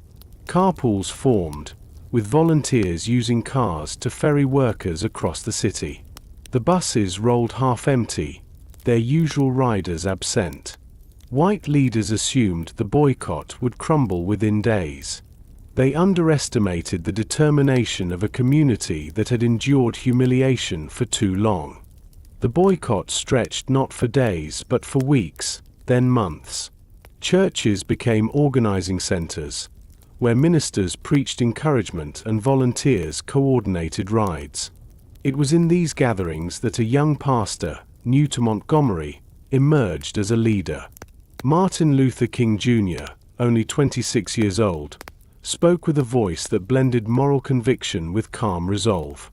He urged nonviolence, declaring that the boycott was not born of hate but of a desire for dignity. His words resonated, not only in Montgomery but across the South, as newspapers carried reports of the struggle. The white establishment responded with hostility. Organizers were arrested on charges of conspiracy to interfere with business. King's home was bombed while his wife and infant daughter were inside. Carpool drivers were harassed by police. Yet the boycott held. The community absorbed the blows and continued walking, riding, and refusing. The sight of maids walking miles to clean white households while empty buses rolled by became a symbol of quiet power. The case made its way into the courts, and in November 1956, the Supreme Court upheld a lower court ruling that bus segregation in Montgomery was unconstitutional. The decision, coming little more than 2 years after Brown, marked another blow against Jim Crow. When the ruling was announced, Montgomery's black community rejoiced. On December 21, 1956, more than a year after Parks's arrest, the boycott ended. Black passengers boarded buses and sat where they chose. The struggle was not over, harassment continued, and violence erupted, but the victory had been won. The Montgomery bus boycott revealed several truths that would shape the civil rights movement. First, it showed the power of collective action. Thousands of ordinary citizens, by choosing not to ride, had forced change in their city. Second, it demonstrated the effectiveness of non-violent resistance. By refusing to retaliate with violence, the movement exposed the cruelty of the system while maintaining moral authority. Third, it elevated leaders like King, whose voice would soon echo far beyond Montgomery. But perhaps most importantly, the boycott gave a community a sense of its own strength. For generations, black citizens in the South had been told they were powerless, that the laws were immovable, that resistance was futile. In Montgomery, they discovered otherwise. Their unity could shake a system that had seemed unshakable. Their footsteps, pounding the sidewalks day after day, became a drumbeat of change. The significance of Montgomery reached beyond the buses. It inspired similar actions in other cities. It encouraged students to stage sit-ins at segregated lunch counters. It showed the nation that Jim Crow could be confronted not only in courts but in streets, through disciplined, collective action. The quiet defiance of one woman refusing to move had ignited a movement that would transform the country. Looking back, the Montgomery bus boycott appears as an inevitable turning point. But at the time, nothing was certain. Each marcher faced the risk of losing a job, of being beaten, of being jailed. Each family that joined the boycott sacrificed convenience, safety, and sometimes income. Victory was not promised. It was carved from perseverance, built one day at a time, through the stubborn insistence that dignity mattered more than comfort. The buses of Montgomery no longer carry signs dividing passengers, but the memory of that year lingers.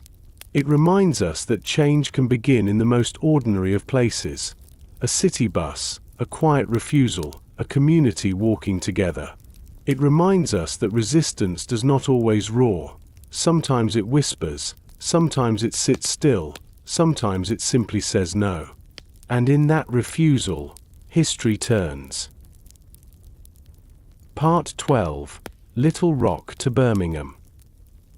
The victory in Montgomery had shown that a community could confront Jim Crow and prevail, but it was only the beginning. Segregation still clung to schools, buses, restaurants, and courthouses across the South.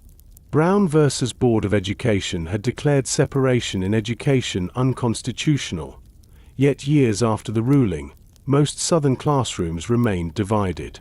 In many towns, white leaders had pledged massive resistance, promising never to allow integration. The struggle that began in courtrooms and on buses now moved into schools and onto the streets.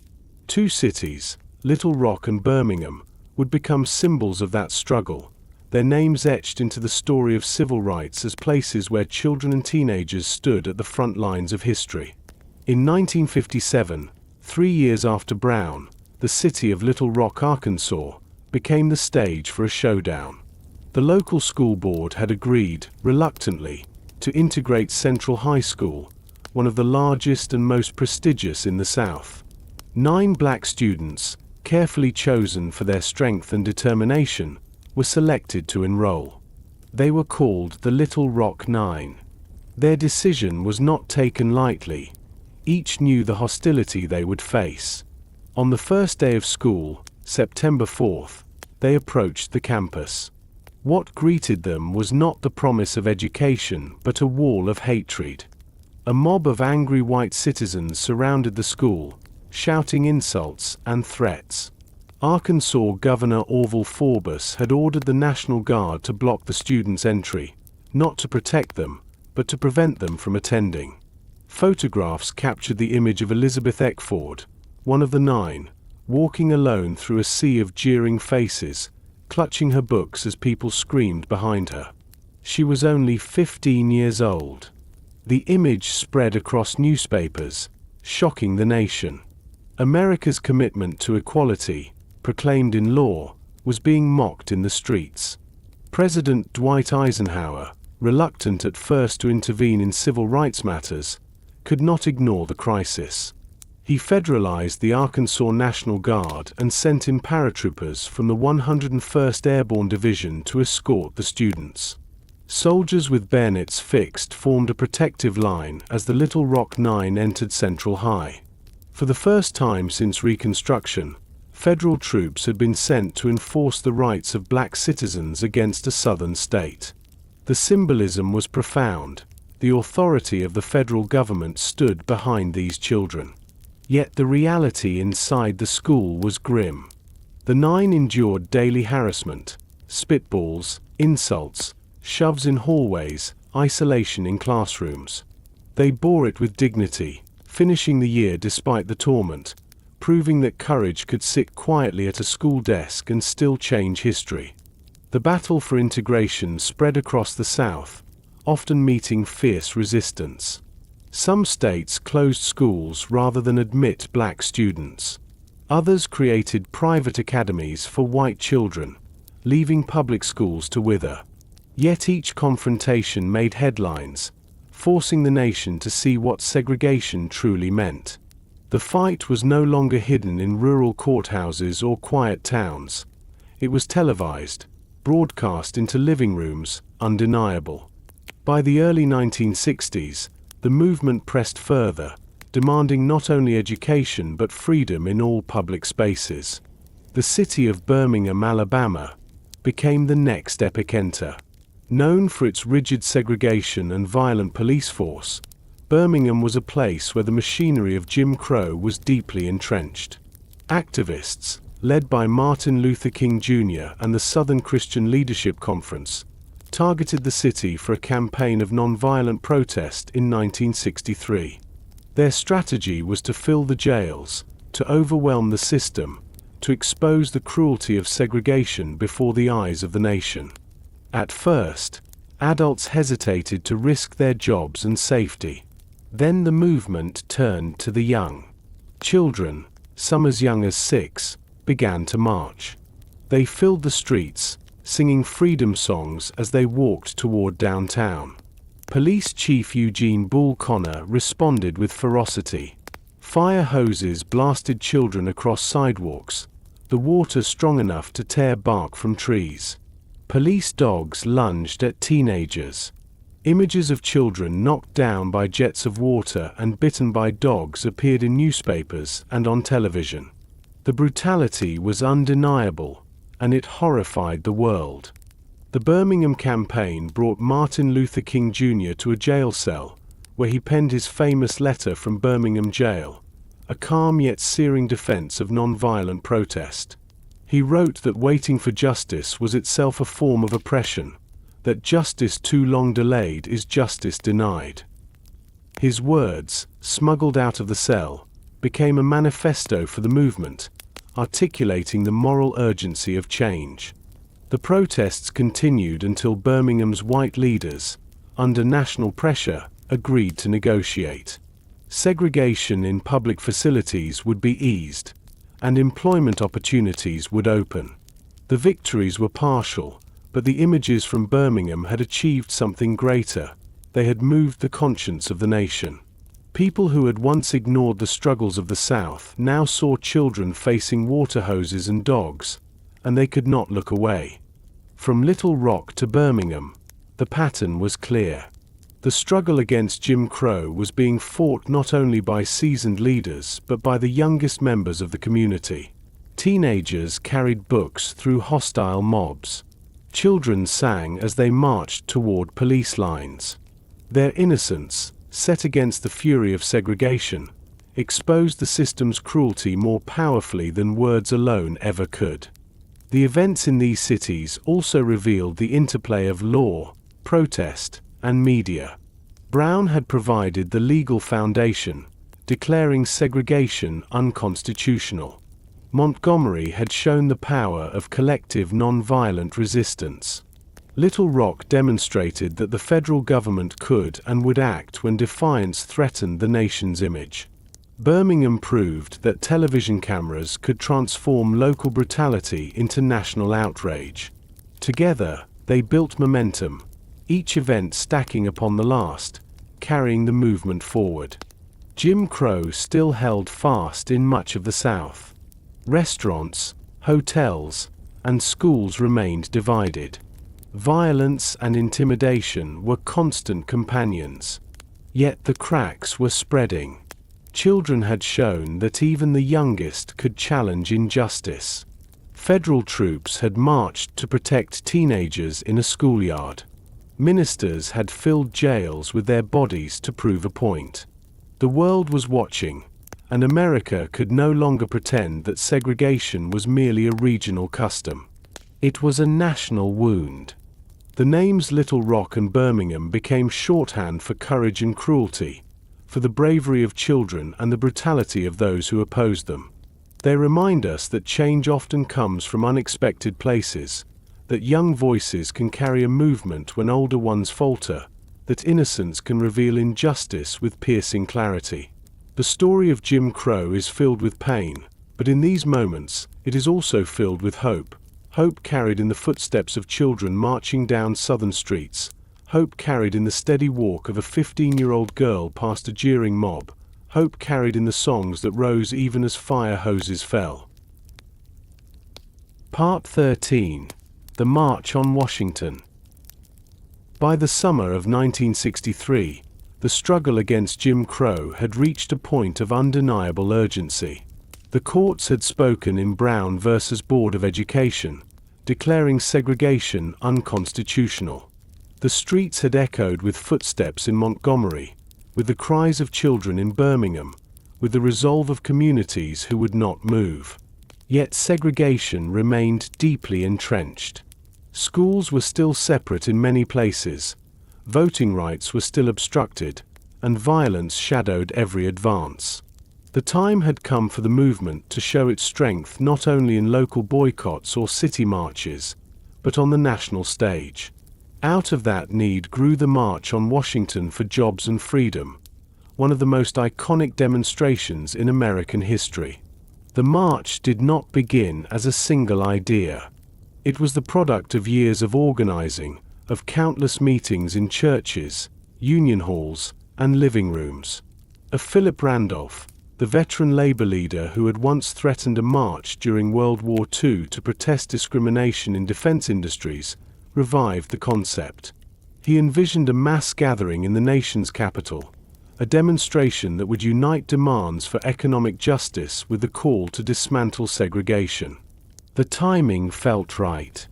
The events in Birmingham had shocked the nation, and President John F. Kennedy had recently proposed civil rights legislation. A march on Washington could push the issue into the spotlight with a force that could not be ignored. Preparations began months in advance. Leaders from across the civil rights spectrum joined the effort. Randolph, Bayard Rustin, Martin Luther King Jr., John Lewis of the Student Nonviolent Coordinating Committee, and others. Their visions differed at times. Some wanted the march to focus on jobs, others on voting rights, others on the broader fight against segregation. But they shared a common belief, that the time had come to gather in Washington in numbers too large to dismiss. The coordination was immense. Buses were chartered from cities across the country, trains reserved, lunches packed, and routes planned. Volunteers spread the word in neighborhoods and churches, convincing families that this would be a moment worth the journey. On August 28, 1963, the march became reality. The morning dawned hot and humid, the air thick with expectation. Crowds began streaming toward the National Mall, carrying signs that demanded jobs, dignity, and equality. Some were dressed in their Sunday best, others in work clothes, but all came with a sense of purpose. They arrived from the South and from the North, from cities and small towns, from colleges and factories. By midday, the gathering had swelled to more than 200,000 people, one of the largest demonstrations in American history. The march was orderly, disciplined, a deliberate display of dignity. Organizers had emphasized nonviolence, knowing the world would be watching. Television cameras panned across the sea of faces, capturing a movement at its peak. The Lincoln Memorial towered in the background, a symbol of unfinished promises, its marble steps serving as the stage for history. The program included speeches from labor leaders, civil rights activists, and religious figures. They spoke of inequality in housing, of unfair wages, of schools still divided by race. John Lewis, then only 23 years old, delivered a fiery address as leader of the student movement, demanding action now. Mahalia Jackson, the gospel singer, lifted her voice and filled the air with song, her notes carrying both sorrow and hope. Each speech added another layer, another reason for the crowd to cheer, another reminder of why they had come. And then came Martin Luther King Jr. standing before the memorial, framed by the pillars of Lincoln's Temple and the reflecting pool stretching out before him. King began with prepared remarks. He spoke of the need for jobs and freedom, of the check of justice that had come back marked insufficient funds. His words built momentum, but it was a call from Mahalia Jackson. Tell them about the dream, Martin. That pushed him into the lines that would echo through history. I have a dream, he said, his voice rising with the cadence of the pulpit. He spoke of a dream where the sons of former slaves and the sons of former slave owners could sit together at a table of brotherhood. He spoke of a dream where children would not be judged by the color of their skin, but by the content of their character. He spoke of a dream where every valley would be exalted, every hill made low, every crooked place straightened. His words wove scripture with hope, history with prophecy.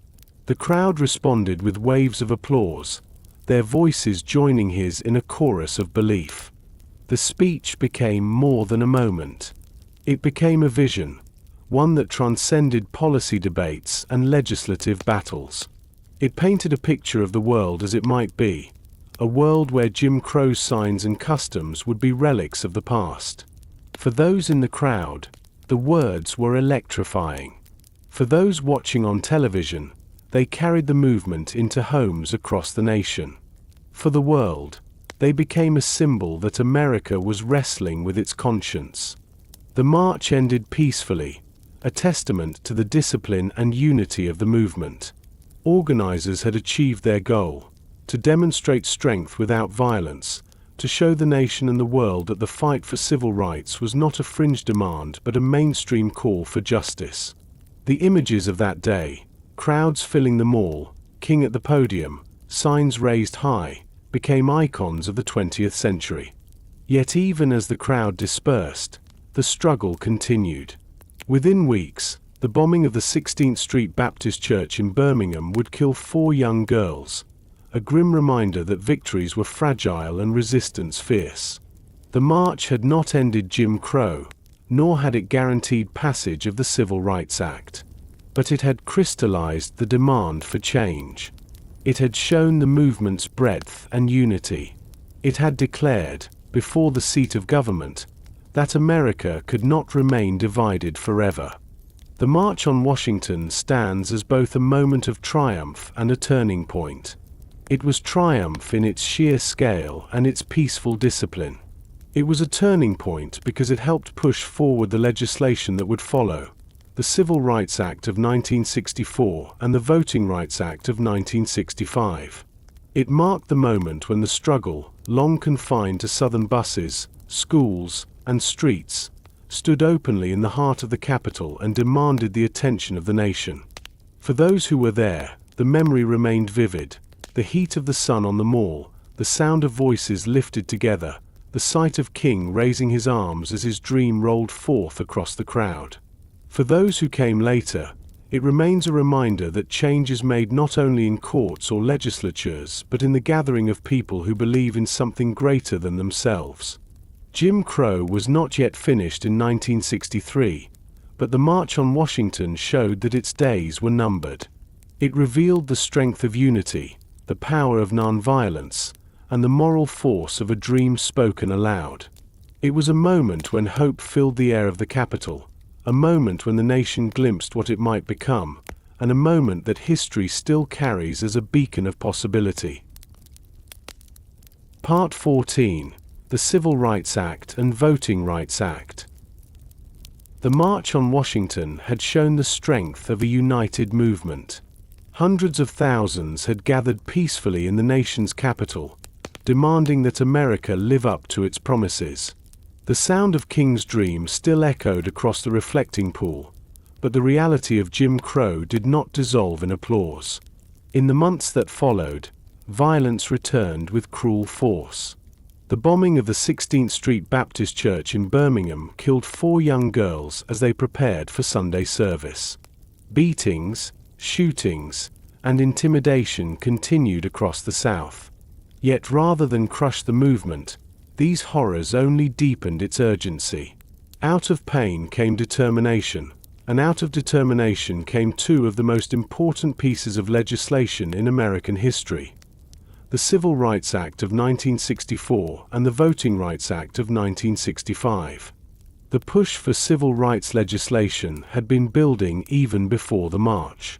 President John F. Kennedy, shaken by the images from Birmingham, had introduced a bill in June 1963 that would ban segregation in public accommodations and strengthen protections against discrimination. But the bill stalled in Congress, where Southern senators prepared to fight it with every weapon at their disposal. The March on Washington was designed in part to push this legislation forward, to show lawmakers that the nation demanded action. Then, in November 1963, tragedy struck.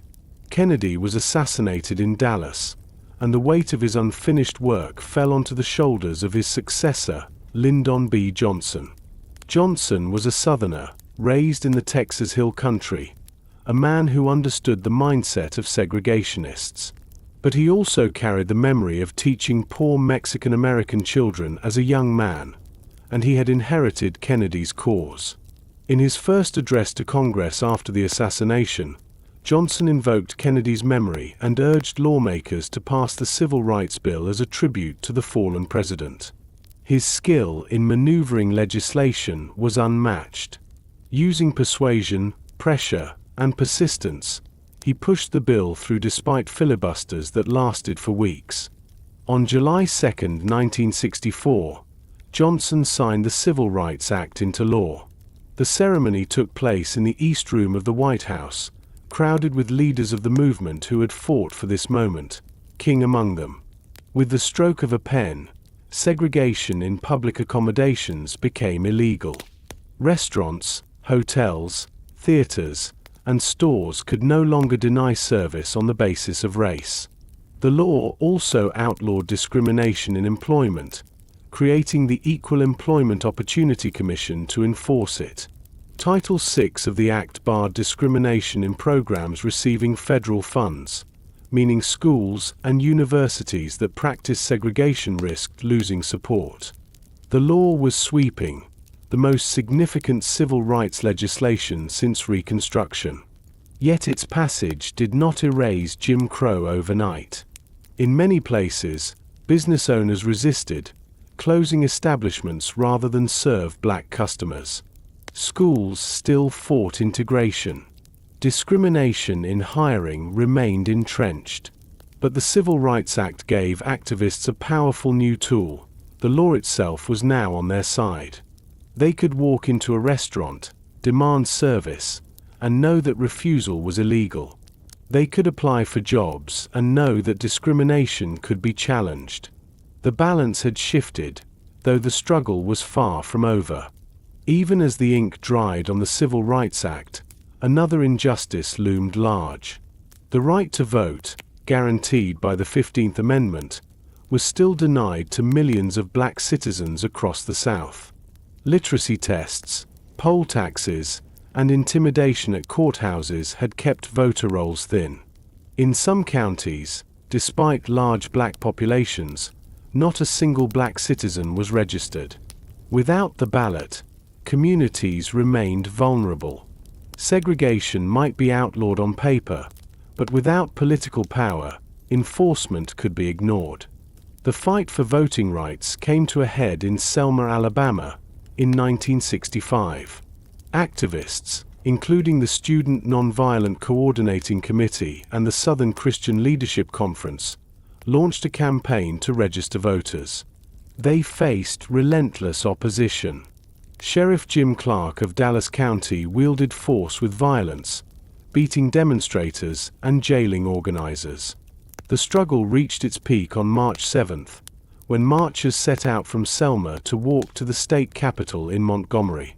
As they crossed the Edmund Pettus Bridge, they were met by state troopers armed with clubs and tear gas. The marchers were beaten back in an assault so brutal that the day became known as Bloody Sunday.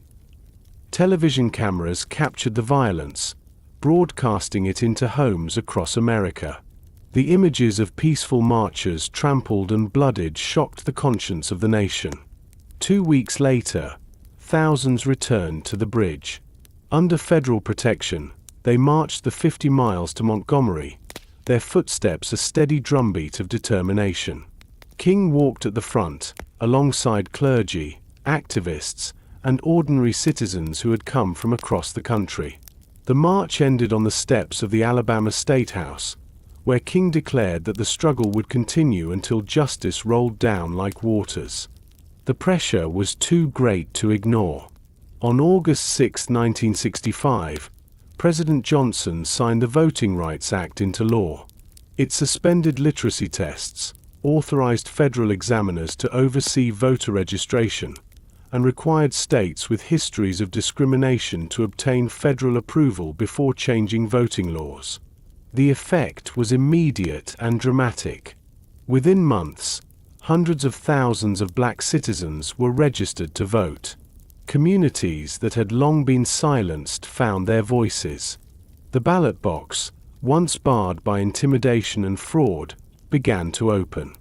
The combination of the Civil Rights Act and the Voting Rights Act struck at the heart of Jim Crow. Together, they dismantled the legal framework of segregation and restored political power to those who had been denied it. They did not end racism, nor did they erase the inequalities of housing, education, or employment that had built up over decades. But they marked a turning point. For the first time since Reconstruction, the federal government had intervened decisively to protect the rights of black citizens. The victories came at a heavy price. The violence of Birmingham, the murders of activists in Mississippi, the bloodshed in Selma, these were the crucibles through which progress was forged. The courage of those who marched, who sat in jail cells, who faced dogs and hoses, who bled on bridges, made the legislation possible. The laws were written in ink, but they were purchased with sacrifice. For those who lived through it, the moment carried both relief and resolve. The signs of white only and colored only that had scarred the South began to come down. Polling places once guarded by threats opened to black voters. Schools and universities faced new demands for equality. Yet the struggle did not end in 1965. New forms of resistance emerged. New battles over housing, economic opportunity, and justice lay ahead. Still, the passage of these two acts remains a watershed. They marked the official death knell of Jim Crow's legality, even as its shadow lingered in practice. Looking back, the Civil Rights Act and the Voting Rights Act stand as monuments to perseverance. They remind us that laws can change, that systems once thought immovable can bend under the weight of collective action. They remind us that democracy, though flawed, contains the possibility of renewal. And they remind us that the fight for freedom is never handed down from above. It is won by those who demand it, who march for it, who bleed for it, who dream of it, and who refuse to surrender. Part 15. Echoes Today. When the Voting Rights Act was signed in 1965, many believed the long nightmare of Jim Crow had finally ended. The laws were struck down, the signs were taken off doors, the ballot box was opened. In legal terms, the system of segregation was dismantled. Yet history does not vanish with the stroke of a pen. The legacy of nearly a century of enforced inequality could not be erased so easily. Jim Crow may have ended as law, but its echoes continue to resonate in the structures of society, in the lives of communities, and in the memory of a nation still struggling with the consequences of its past. The first echo lies in memory itself. For those who lived under Jim Crow, the images are vivid still. The walk past a school they could not enter, the humiliation of being told to move to the back of a bus, the sight of a sign above a drinking fountain marking them as separate. Parents who had endured those daily degradations passed the stories to their children and grandchildren. Families remembered not only the insults but the courage it took to endure. These memories, painful as they are, became part of identity. They remind future generations that the freedoms they enjoy were not given freely but fought for, often at great cost. The second echo lies in the structures left behind. Segregation in housing did not disappear in 1965. The covenants and redlining practices of the North, combined with decades of exclusion in the South, left deep imprints on American cities. Many black families were confined to neighborhoods that lacked investment, good schools, and job opportunities. The wealth gap widened as home ownership, the cornerstone of American prosperity, was denied for decades. Even today, maps of poverty and segregation often trace the same lines drawn under Jim Crow, evidence that history's shadow stretches long. Education, too, bears the imprint. Brown versus Board had promised desegregation, yet many schools remain divided, not by law but by circumstance. District lines, funding based on property taxes, and residential segregation have recreated patterns of inequality. Children in many black communities attend schools with fewer resources, less funding, and greater challenges. The promise of equal education, declared in the 1950s, remains unfinished. Voting rights, restored in 1965, have also faced new challenges. In recent years, court decisions have weakened parts of the Voting Rights Act, and new laws in some states have made access to the ballot more difficult. Voter ID requirements, reduced polling places, and purges of voter rolls echo the old strategies of suppression. While the methods differ from poll taxes and literacy tests, the effect can feel familiar: barriers placed between citizens and their right to vote. Each new law or policy sparks debate, as communities recall how hard the ballot was once denied and how precious it remains. The criminal justice system reveals another echo. Disparities in arrest rates, sentencing, and incarceration fall heavily along racial lines. Black citizens are more likely to be stopped by police, more likely to face harsher penalties, more likely to fill prisons built in the late 20th century. For some, this reality feels like a continuation of the old order, another system of control replacing the one dismantled in the 1960s. The echo here is not only legal but emotional, a mistrust rooted in generations of injustice. Yet alongside these echoes of inequality lie echoes of resilience. The cultural power that grew in the shadows of Jim Crow continues to shape America. The music born in fields and churches has become global, from blues to jazz to gospel to hip-hop. The literature that challenged stereotypes has become canon, studied in classrooms across the world. The art, poetry, and activism that once fought for survival now stand as expressions of identity and pride. The voices once confined to segregated neighborhoods now reach millions, shaping the culture of the nation. The civil rights movement itself, though it achieved monumental victories in the 1960s, also left behind strategies and lessons that continue to inspire. The power of nonviolent protest, the discipline of collective action, the insistence on dignity in the face of cruelty, these tools remain vital.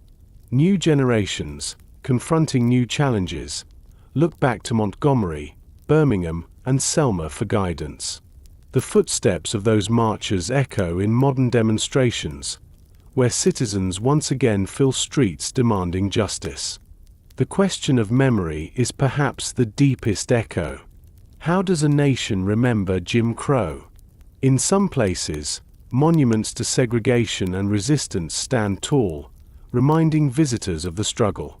Museums tell the story, preserving photographs of signs and recounting the bravery of children who faced mobs. In other places, silence persists, as if the past were too painful to name. Yet memory cannot be erased. The stories remain, carried in families, recorded in books, preserved in the songs and speeches of those who lived it. Remembering is itself an act of justice, for it honors those who endured and ensures that their suffering is not forgotten. The echoes of Jim Crow are also visible in the conversations that continue to divide America.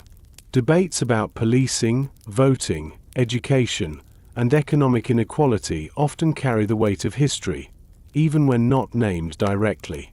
The persistence of disparity, the presence of mistrust, the calls for reform, all are shaped by what came before. To understand modern America without acknowledging Jim Crow is to miss the roots of today's challenges. And yet, the final echo is hope. For all the weight of history, the story of Jim Crow is also the story of those who fought it. It is the story of parents who walked miles during the bus boycott, of students who faced fire hoses in Birmingham, of marchers who crossed the bridge at Selma, of families who risked everything for the right to vote. Their courage did not end with the laws of the 1960s. It continues in every community that insists on justice, in every child taught their history, in every voice that rises to say the struggle is not over. Jim Crow as law ended half a century ago, but its echoes will remain until the inequalities it created are fully healed. To walk through America today is to walk through those echoes, in neighborhoods shaped by red lines, in classrooms divided by resources, in courthouses where justice still feels uneven. But it is also to walk through echoes of resilience, in the music that fills the air, in the art that tells the truth, in the movements that march forward. The past lingers, but so does the determination to build a future where those echoes are only memories, not realities. The story of Jim Crow, from its birth in the ashes of Reconstruction to its fall under the weight of protest and law, is one of America's deepest contradictions. It reveals how far the nation can fall short of its ideals, and how far ordinary people can rise to demand them. Its echoes today remind us that history is never truly past.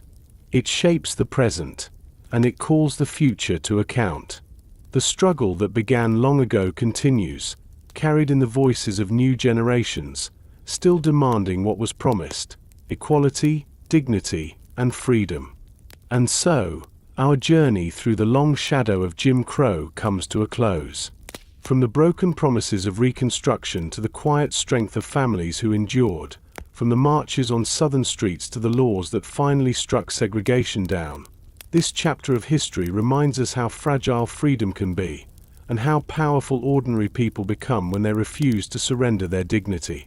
As you drift away from this story tonight, carry with you the memory of those who lived it, the children who walked through angry mobs to reach their classrooms, the mothers and fathers who kept marching even when the road seemed endless, the voices that rose in song when silence was demanded of them.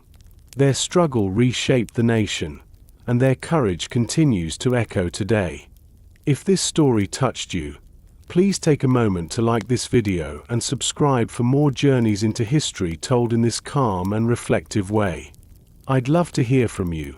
Leave a comment below and let us know where in the world you're listening from. Thank you for joining me on this long path through America's past. Until next time, may you rest well, and may the lessons of history bring you both peace and perspective.